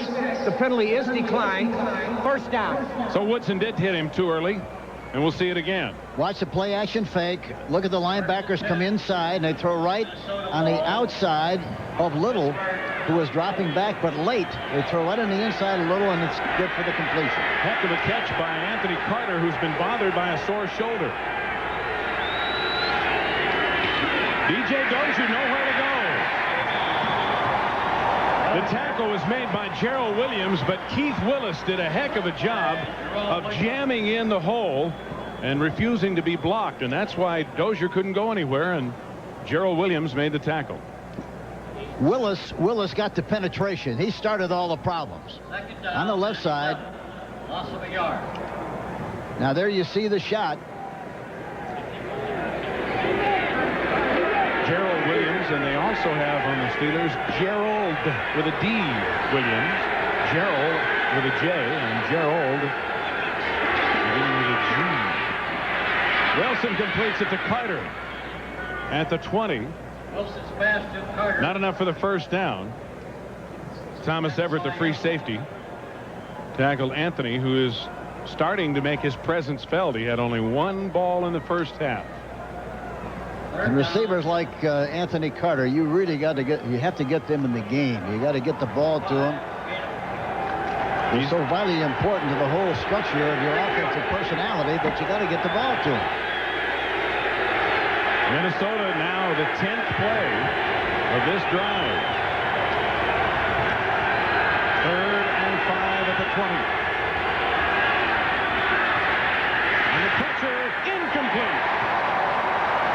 Intended for Hassan Jones. Woodruff had the coverage on him, and Hardy Nickerson was right in Wade Wilson's face. 4th down.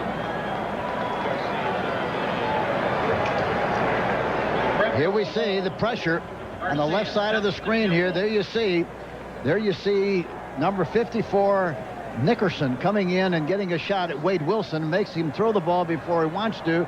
Goes awry, and Teddy Garcia has tried 4 field goals, has only made 1, and his tendency has been to hook it a little bit to the left. Let's see what he does. 37-yard attempt. He pushes it to the right this time. Well, Jerry Burns has about had it with the kicking situation. Garcia replaced Chuck Nelson, who missed 7 of 9 in the preseason.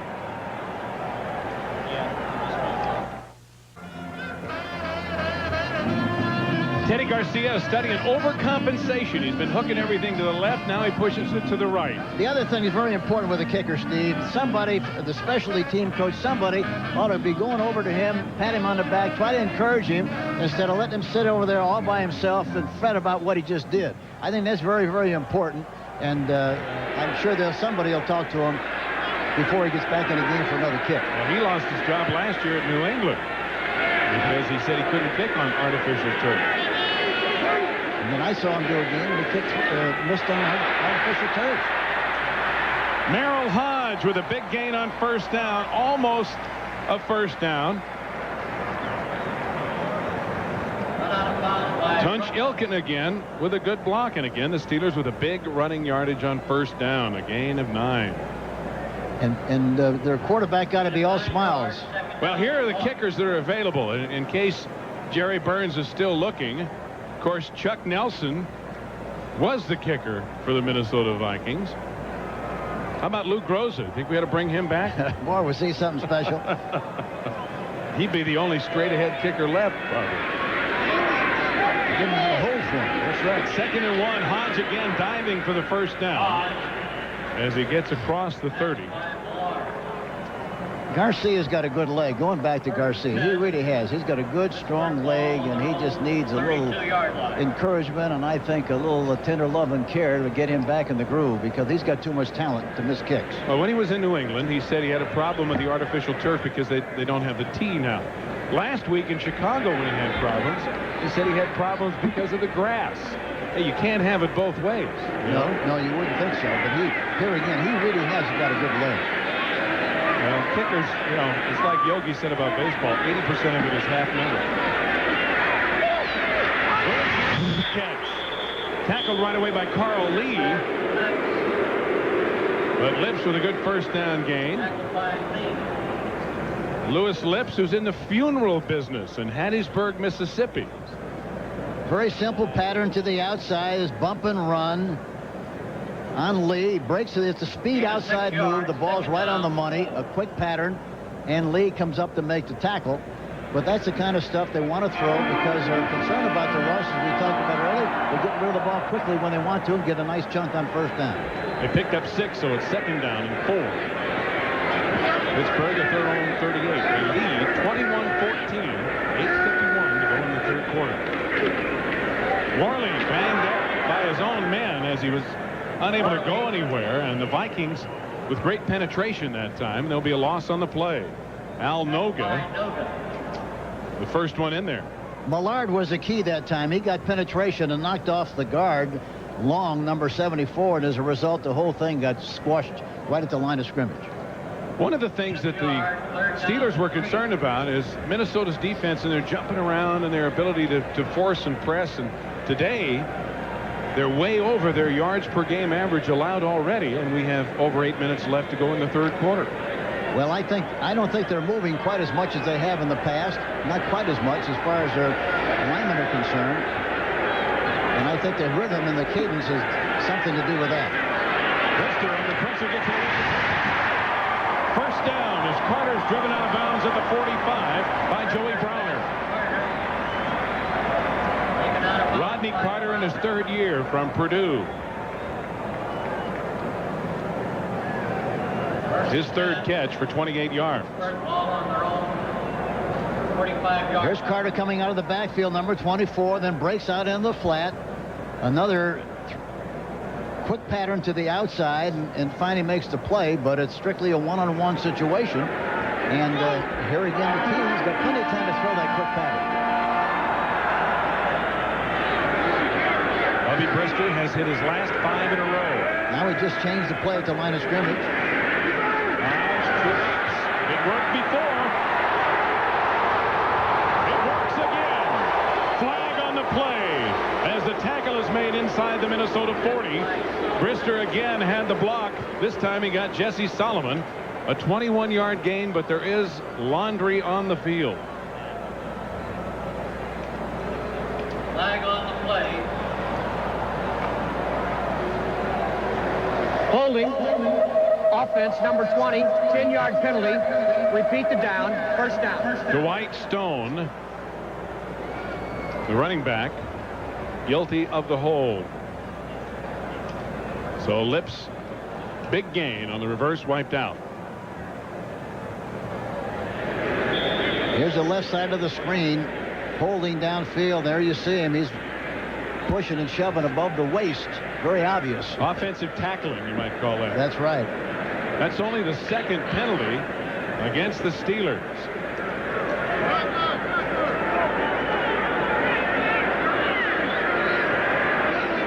It's first down and about 4 yards to go as it's marked back 10 yards from the spot of the foul.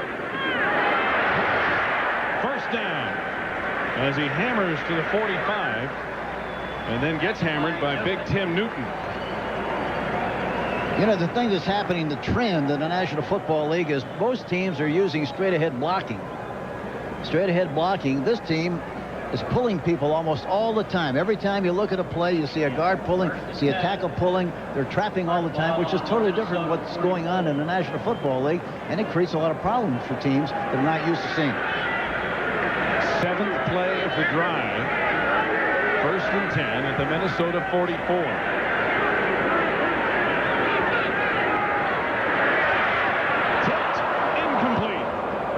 It was intended for the tight end Mike Malarkey. It looked like Mike Merriweather, number 57, might have gotten his hand on the ball. Second down, 10. Merriweather, 57.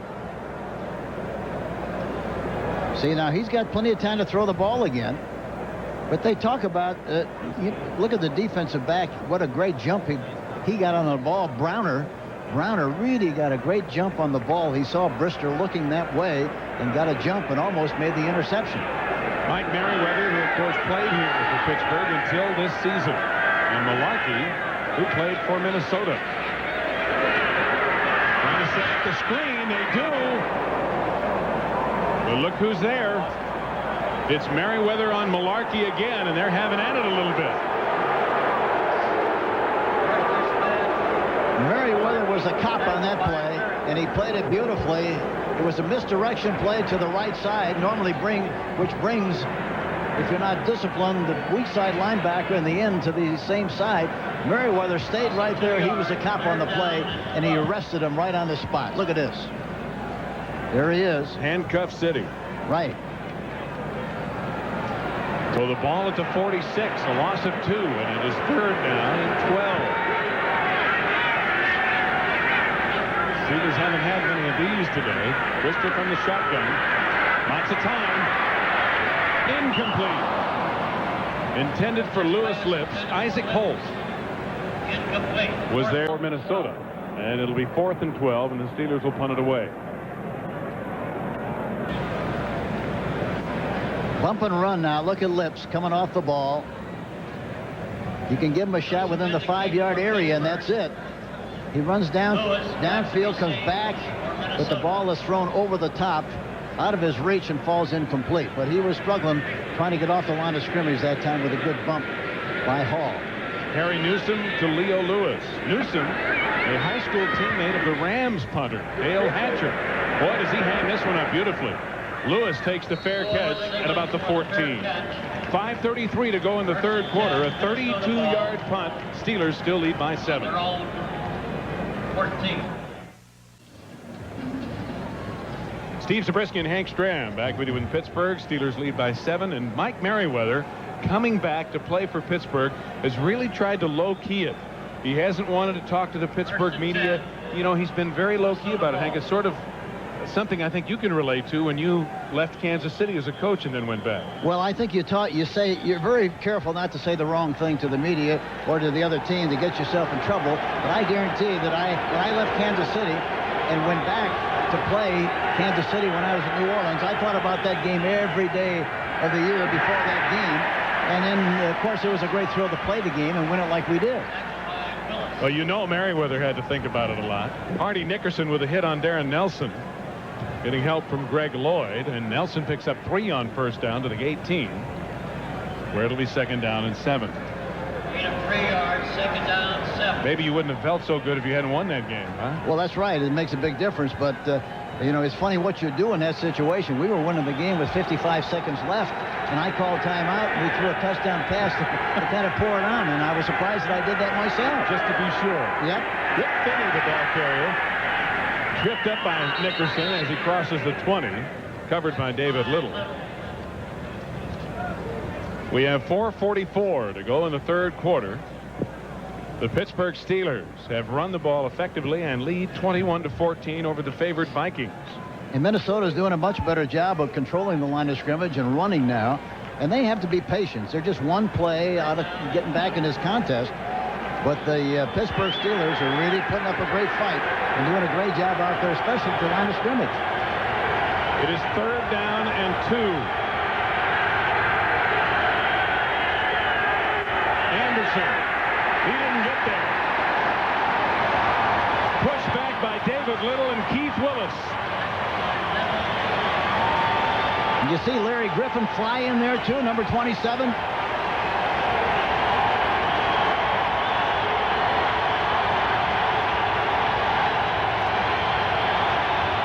They're hot. And they love it. They used to call it the Steel Curtain. And they were the most popular defense in football. They have taken to calling them now the Pittsburgh Saran Wrap defense. Well, in this game, the steel curtain appears to be at least on the way back. Yeah, they came out of retirement today. I'll guarantee you that. Although the defense has really been playing very well anyhow in the games that they've lost. They're measuring just in case. It is a first down. Boy, oh boy, it didn't appear as if Anderson had gained enough yardage. It didn't look like he had enough push and got the ball to where it had to be, but evidently they did. Well, it's like in every one of those short yardage cases, it's all in where they spot the ball. So he just barely got enough of a spot for the first down. And Minnesota retains possession. They desperately need to retain possession. They're ready for a play-action pass here pretty soon.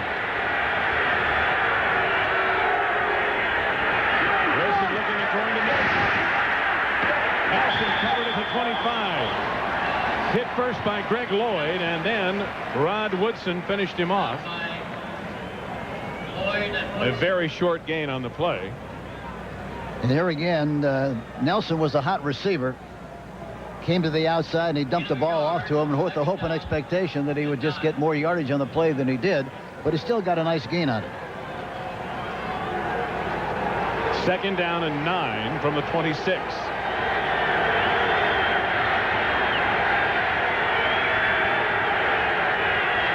Hassan Jones in motion.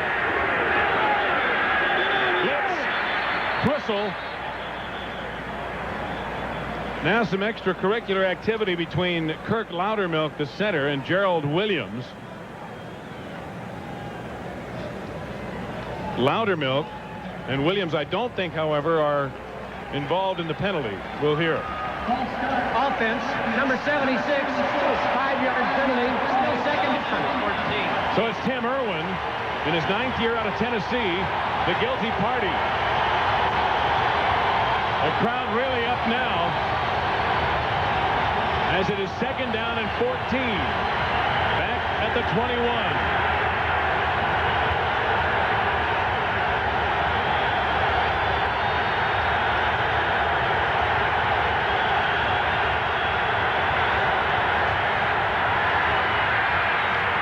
Complete to Carter, but not enough for a first down as he's hammered down at the 30. Thomas Everett, the free safety, hit him right away.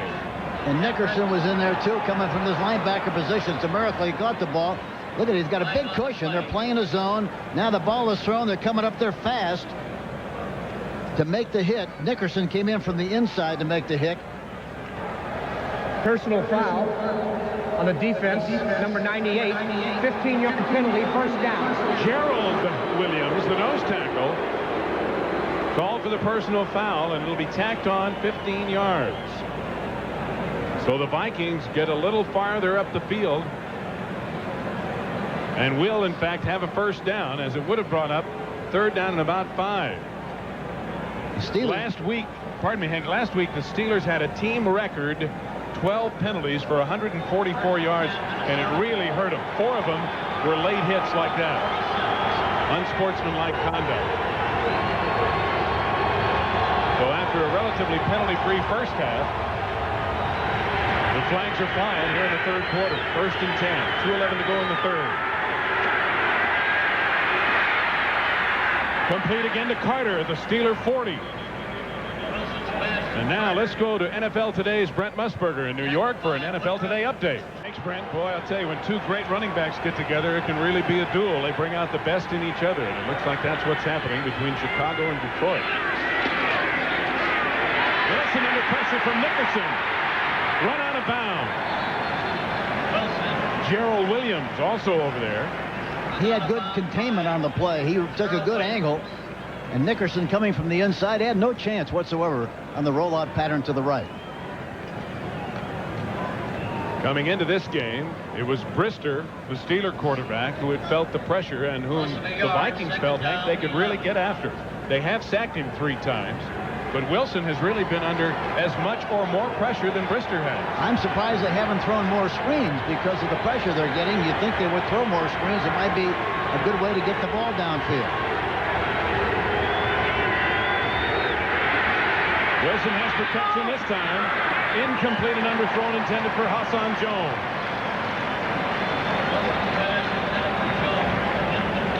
Pittsburgh is coming after them, and that time they had another blitz with Nickerson coming up the middle. The play-action fake held him a little bit. He had time, but he threw the ball, as you can see, before he could really step and throw. And that's the key. I think, if the quarterback can't get back in the pocket, step, throw, follow through, he has a hard time throwing the ball where he wants to throw it. In that Chicago-Detroit game, the Bears with a field goal to lead 30-20 over Detroit. Minnesota 5 for 10 on third down conversions. 4 wide receivers in the nickel package for Pittsburgh. Wilson to run. Short of the first down, knocked down by Thomas Everett. Penalty flags go, and a fight is underway at the 25. Anthony Carter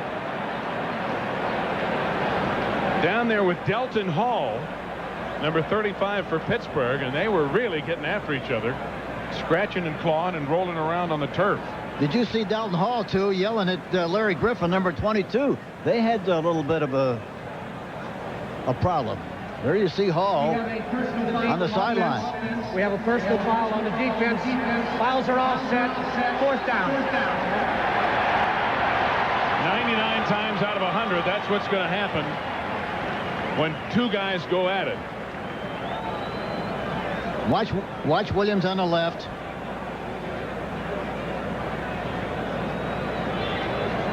And he comes back into the inside, trying to get as much out of the play as he possibly can. And you can see Anthony Carter in the bottom of your screen starting to block. He was in a position to do that, but didn't have to because he got tackled. And Delton Hall took exception to the fact he thought he got hit late. So it is 4th down and 2, and the Vikings go for it at the Steeler 32.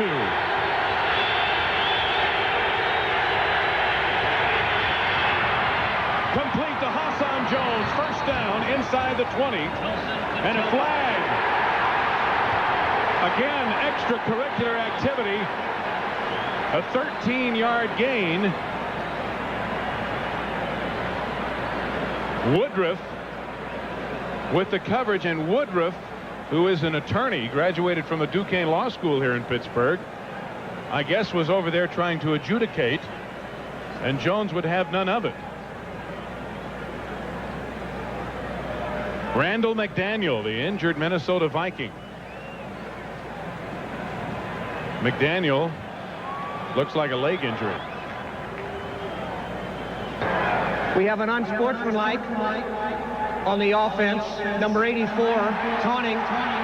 We have a first down, penalized 15 yards, 1st and 25. So the penalty, a dead ball foul after the fact. Yeah, he threw the ball. I think that's what happened. He just threw the ball at the defensive back, Woodruff, on the play, and that's what caused the problem. Watch it here now. He's out of bounds. Now watch this. Well, it was a kind of a tender toss, underhanded toss. Wasn't anything vicious.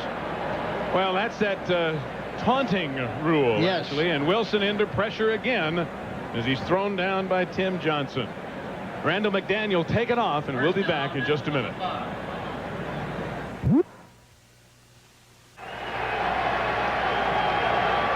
John Michaels on the sideline really giving the official what for on the taunting call against Hassan Jones. 1st and 25. Wilson under pressure. Sacked at the 40. Gerald Williams and Tim Johnson get him. That is the 4th sack for the Pittsburgh defense.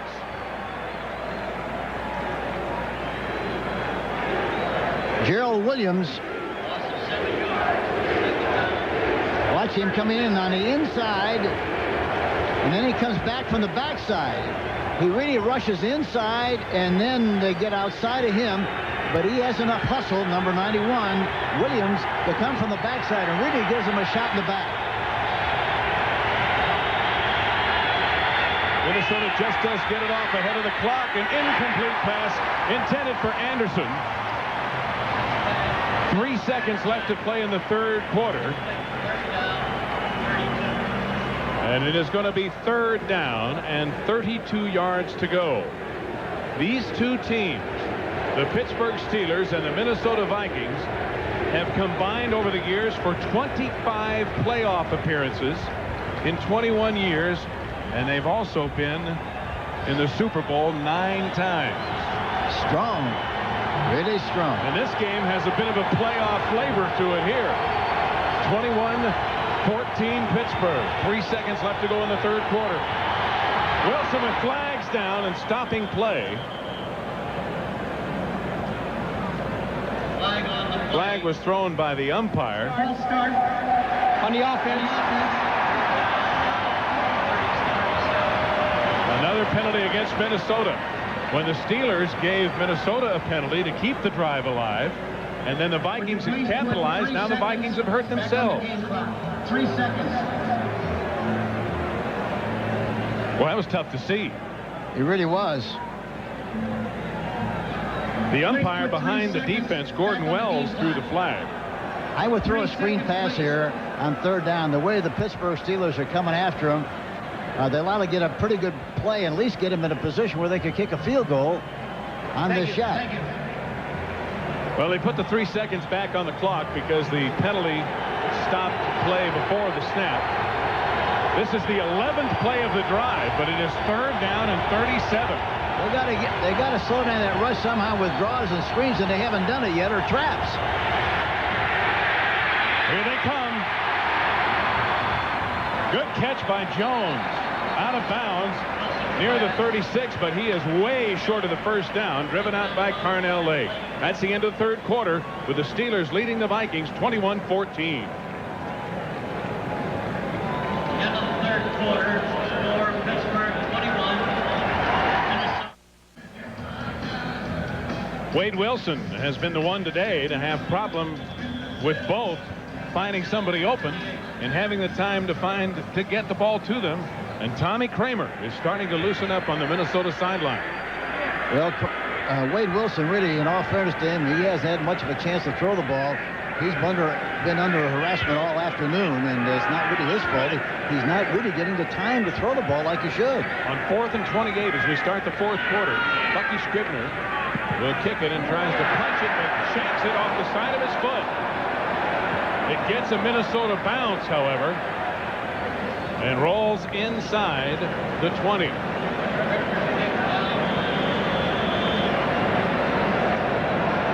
We'll return after a word from your local station.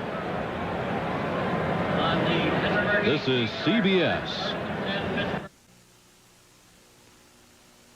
CBS Sports coverage of the National Football League is sponsored by your Toyota dealer.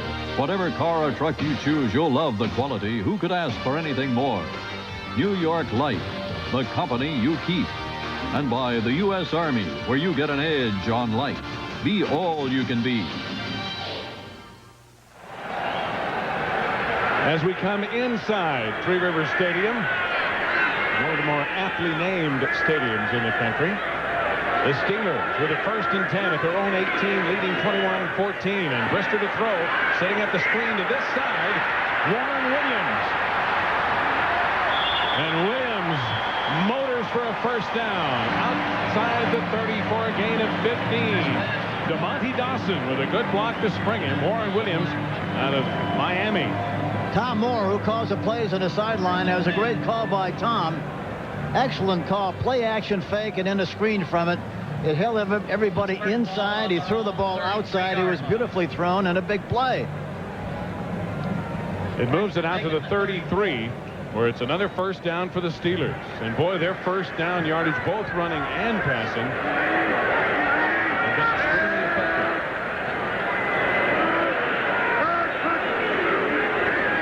Merrill Hodge with nowhere to go.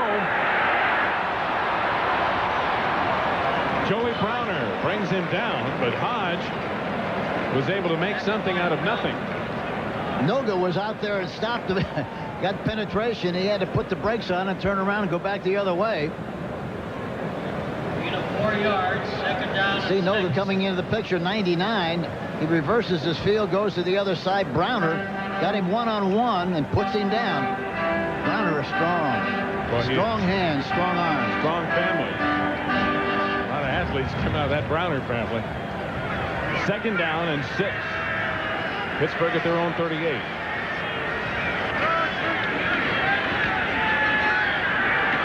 Looking long.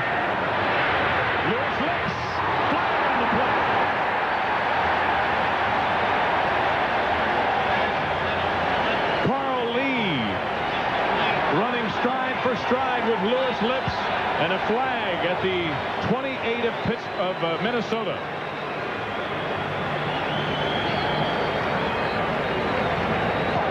Pass interference, defense, number 39, first down.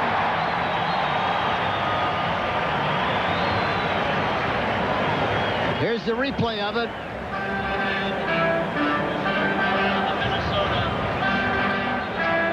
I don't know about that's that, Coach. tough. I didn't see it.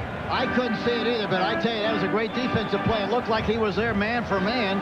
Surprise. I couldn't tell for sure what he did. I couldn't either, and it's funny because this year they have loosened the rules on incidental contact in pass coverage, and if there was any bumping, it looked certainly to be incidental there. It's a 35-yard penalty.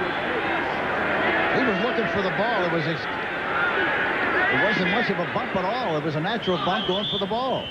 Merrill Hodge on first down for a couple. Al Noga on the tackle. Tackled by Noga. But the 35-yard penalty puts the Steelers well in the Minnesota territory. Al Noga, who is becoming a karate expert. And I think that one of the things it's done for Noga, and the coaches have borne this out, it's improved his discipline. He is a much more disciplined athlete, and they feel that taking the martial arts courses has made him a more disciplined football player. He's got to have more discipline on the field. He's been offside twice. He's more karate. Brister steps up and fires it complete, but a very short gain. Rodney Carter was covered right away by David Howard. Down by Howard. The ball at the 21 of Minnesota. 12 minutes and 40 seconds to go in the game. The Steelers lead 21-14, and they are maintaining possession. They are in Gary Anderson field goal range right now. He was kicking him 54 yards in the pregame warm-up. The way their defense has played, another 3 points could be big.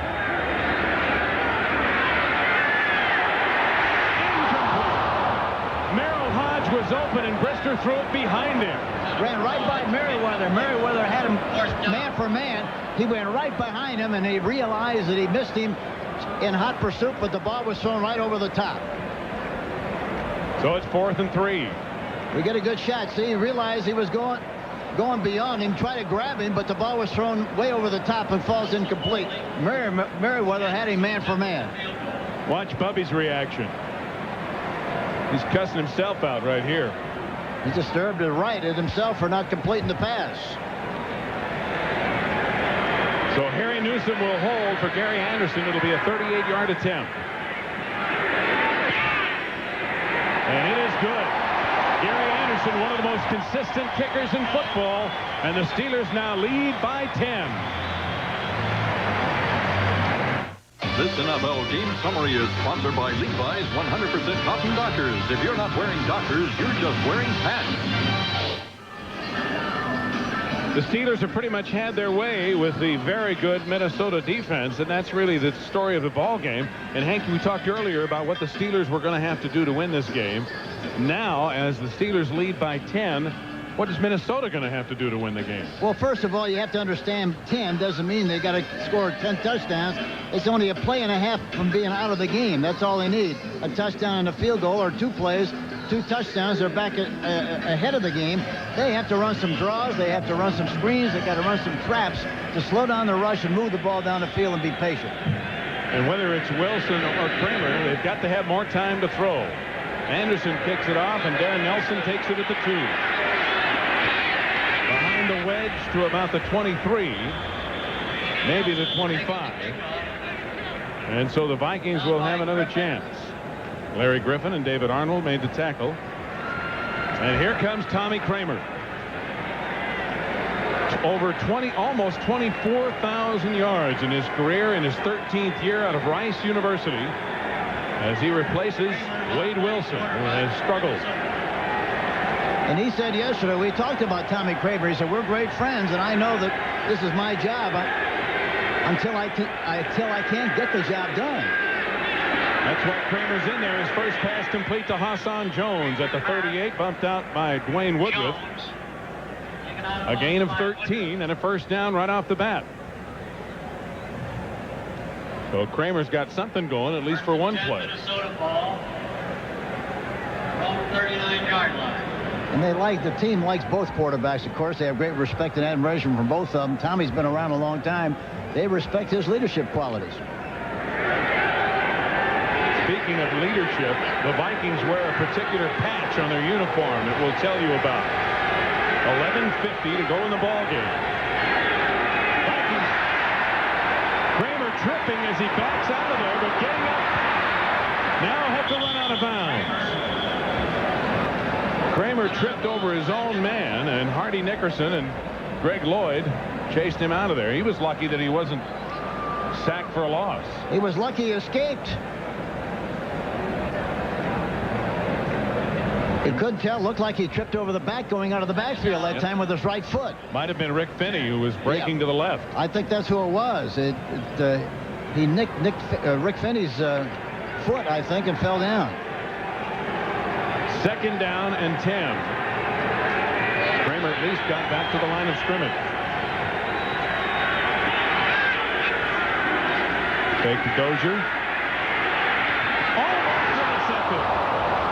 Thomas Everett, the free safety, had it, couldn't hold on. Broken up by Everett. Third down and 10. Play action fake with a counter, rolling out to his right. He's got time.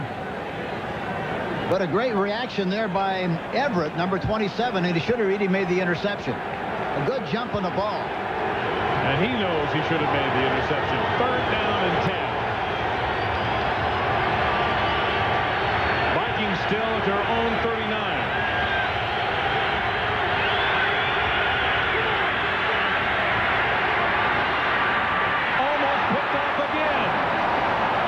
Intended for Anthony Carter, and Dwayne Woodruff and Larry Griffin were all over him.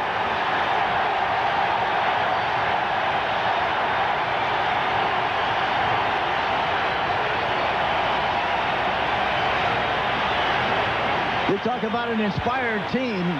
Pittsburgh is inspired. They're getting a little help from the 12th man, too, as the crowd is really into it. Bucky Scribner on to punt it away, and Rod Wilson stands at his 22. A very high left-footed kick. The 25. And Woodson out near the 30.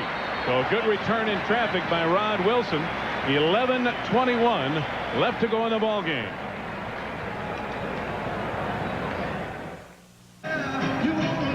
After an offensive-minded first half, it saw the Pittsburgh Steelers lead by 7 at halftime. The defenses have taken over a little bit here in the second half.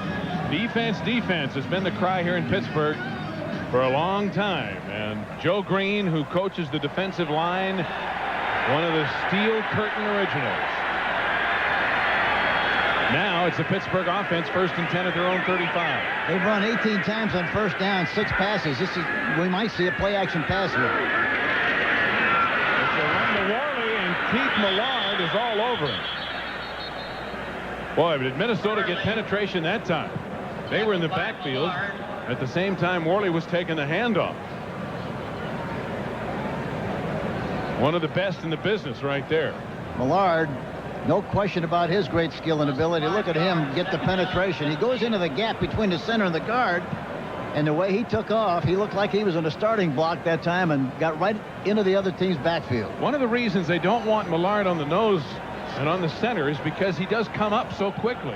And you could really see it in that replay, how quick he is and how much he comes up in an effort to penetrate the gap. He's in there again. This time they get the handoff off, however. Banging ahead to the 33 is Worley. David Howard on the tackle. Watch Millard this time coming across the line of scrimmage. Look at the way he comes off the ball this time. In the gap again, right inside of Woofley. And he gets a shot on the quarterback, but the ball carrier went on the inside and made a nice gain on the play. but he's coming off the ball flying, got those ears pinned back and really coming off there tough. 3rd down and 11.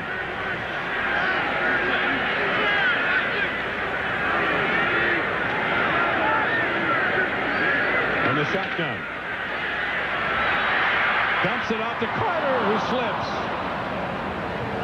Carter grabbed immediately. Thrown down 2 or 3 times by Mike Merriweather. And that time they kept both backs in to make sure he had maximum protection. But in spite of that, they still got a leak, and he had to run for his life on the play and finally try to dump it off to Carter, but it falls incomplete. Well, the Minnesota defense taking charge a little bit here. They look like they're a little upset with where they're Yep. coming off the ball now. Yep, they're playing, and they really shut down the Steelers that time. Harry Newsom will punt. Leo Lewis back inside his 20. A boomer. High-hanging punt. Fair catch by Lewis at the 22.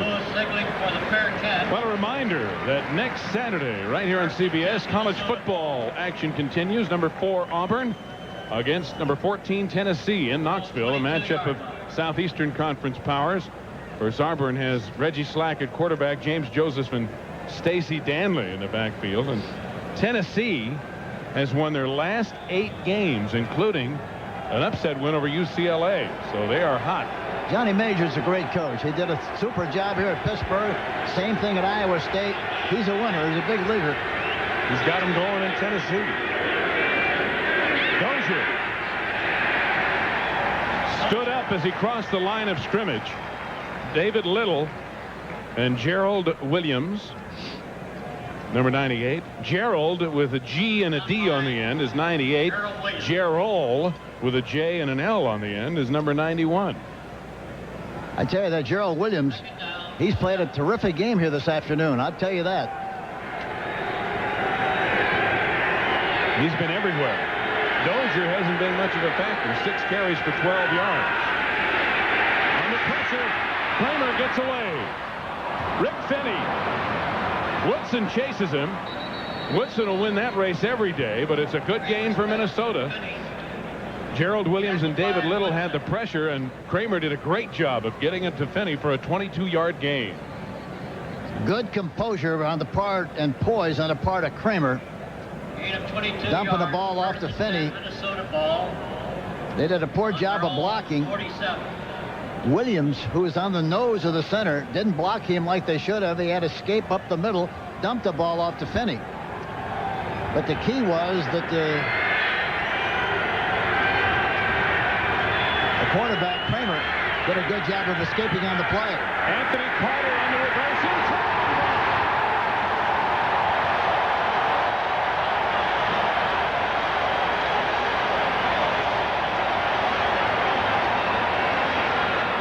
Tim Johnson played it perfectly and drops Carter for a loss of 12.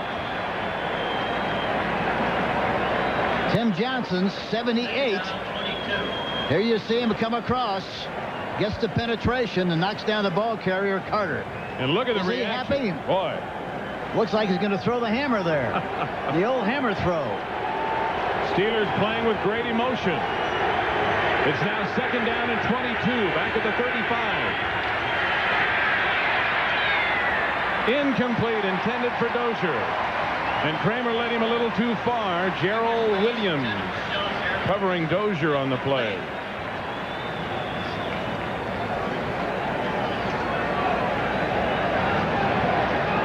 It doesn't make any difference who's playing quarterback if you don't get pass protection. The other thing that I think has been overlooked a little, Hank, is the job that the Pittsburgh secondary is doing, because neither Kramer nor Wilson have had a lot of guys open to throw to. Well, of course, the rush is the start of that. They get such a good rush that he doesn't really have a good chance to set up and throw the ball like he wants to. He's got to throw a screen here someplace. He hasn't thrown it for a long time. 3rd and 22. Kramer down.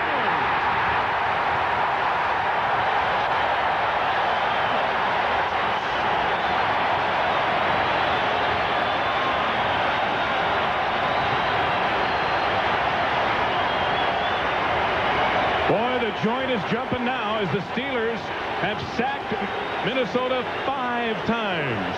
Watch Tim Johnson. Right there. He just kept scrambling even though he was down. That's right. He was crawling around there, still made penetration and made the tackle. Tim Johnson, number 78. Scribner to punt again. Rod Wilson back for Pittsburgh. Beautiful punt by Scribner. From the 22. Woodson blasted as he crosses the 40. But the Steelers have the football back. They lead by 10 with 6:57 to go.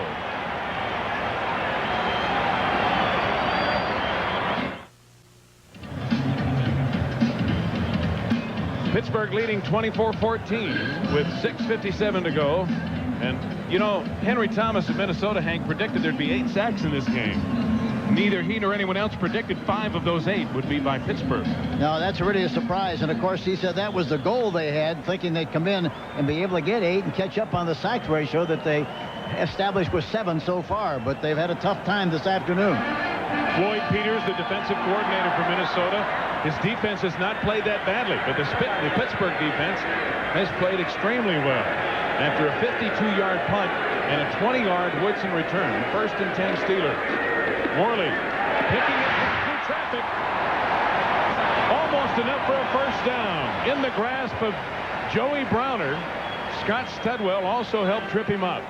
Right guard, a beautiful trap block on Dolman. Ran right in the inside, but here again, you know, they're... Watch. We'll see Dolman now. See him come up across. He gets trapped from the inside by the right guard, and he pops through a nice hole and makes another big gain on the play.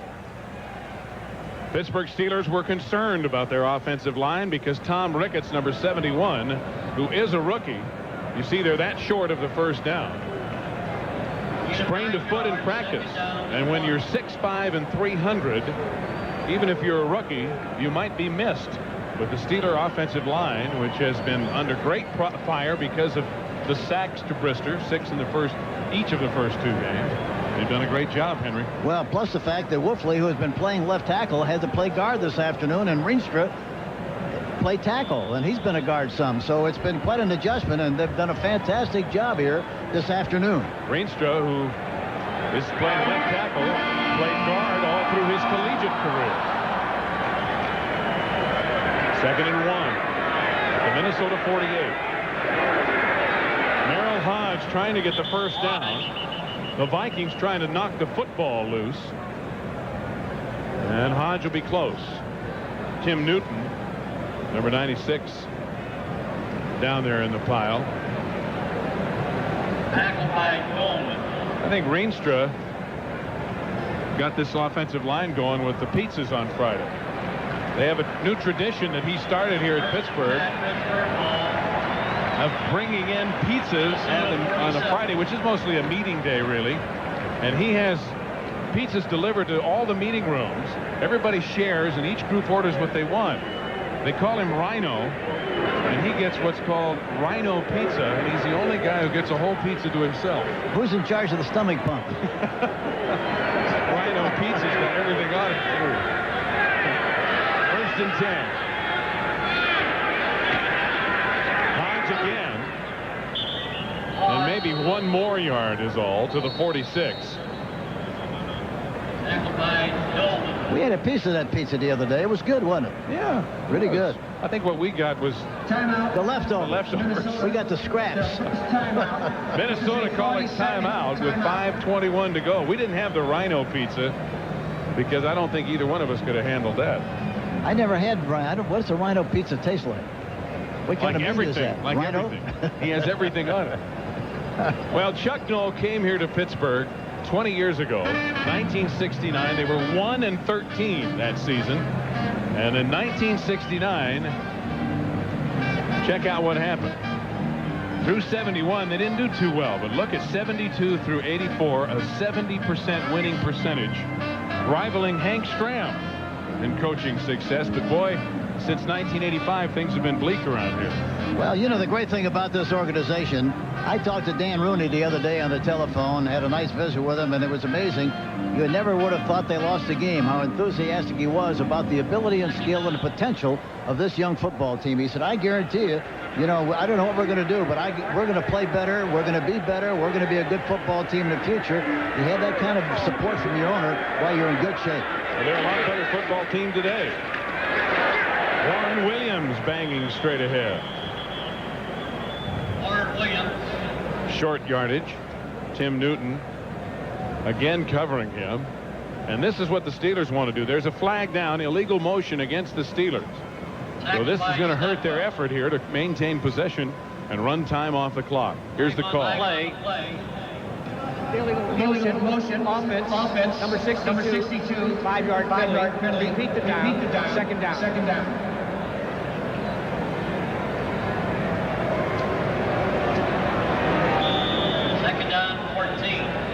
We got quite a connection here, too. Tom Moore, who was the offensive coordinator for the Pittsburgh Steelers, was recruited by Jerry Burns. He went to Iowa, and we graduated. Burns was the head coach, and he joined his coaching staff.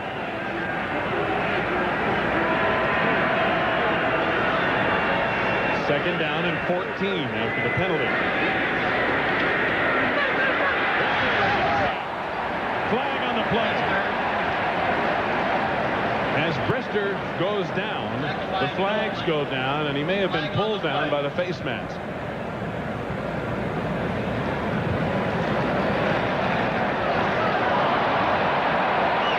Personal foul, defense, number 75, face mask, 15 yards, first down. And it's a biggie. It's the major face mask penalty against Keith Millard. Just when Minnesota stops them, they get another bad penalty. Here's Millard coming on the inside, and he reaches out in self-defense and gets the face mask.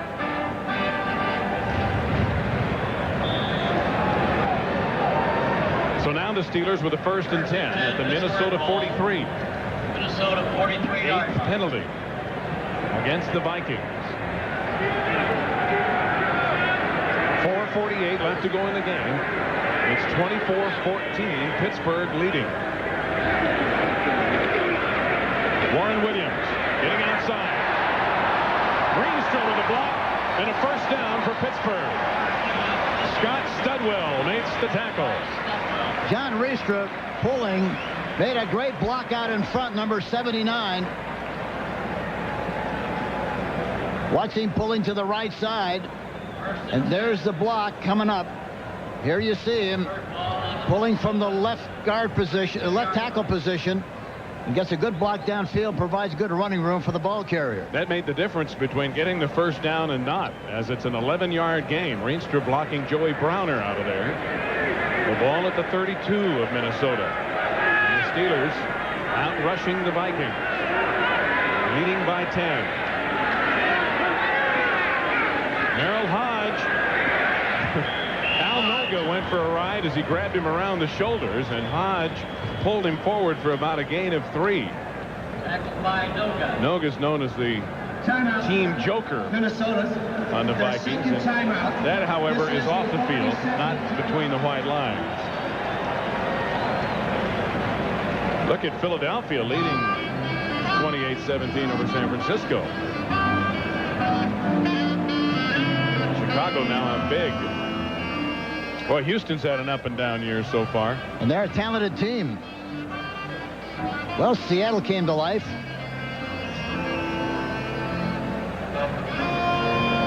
Indianapolis is another good team. Yep, Atlanta's playing them tough. Look at Tampa, 20-10 over New Orleans. A mild surprise. Tampa Bay, of course, gave the 49ers all they wanted last week. Tampa Bay is a good young football team. They play a lot like this Pittsburgh team is playing this afternoon. A lot of young people with a lot of enthusiasm. They're playing well. Second down and 8. Pittsburgh at the Minnesota 30.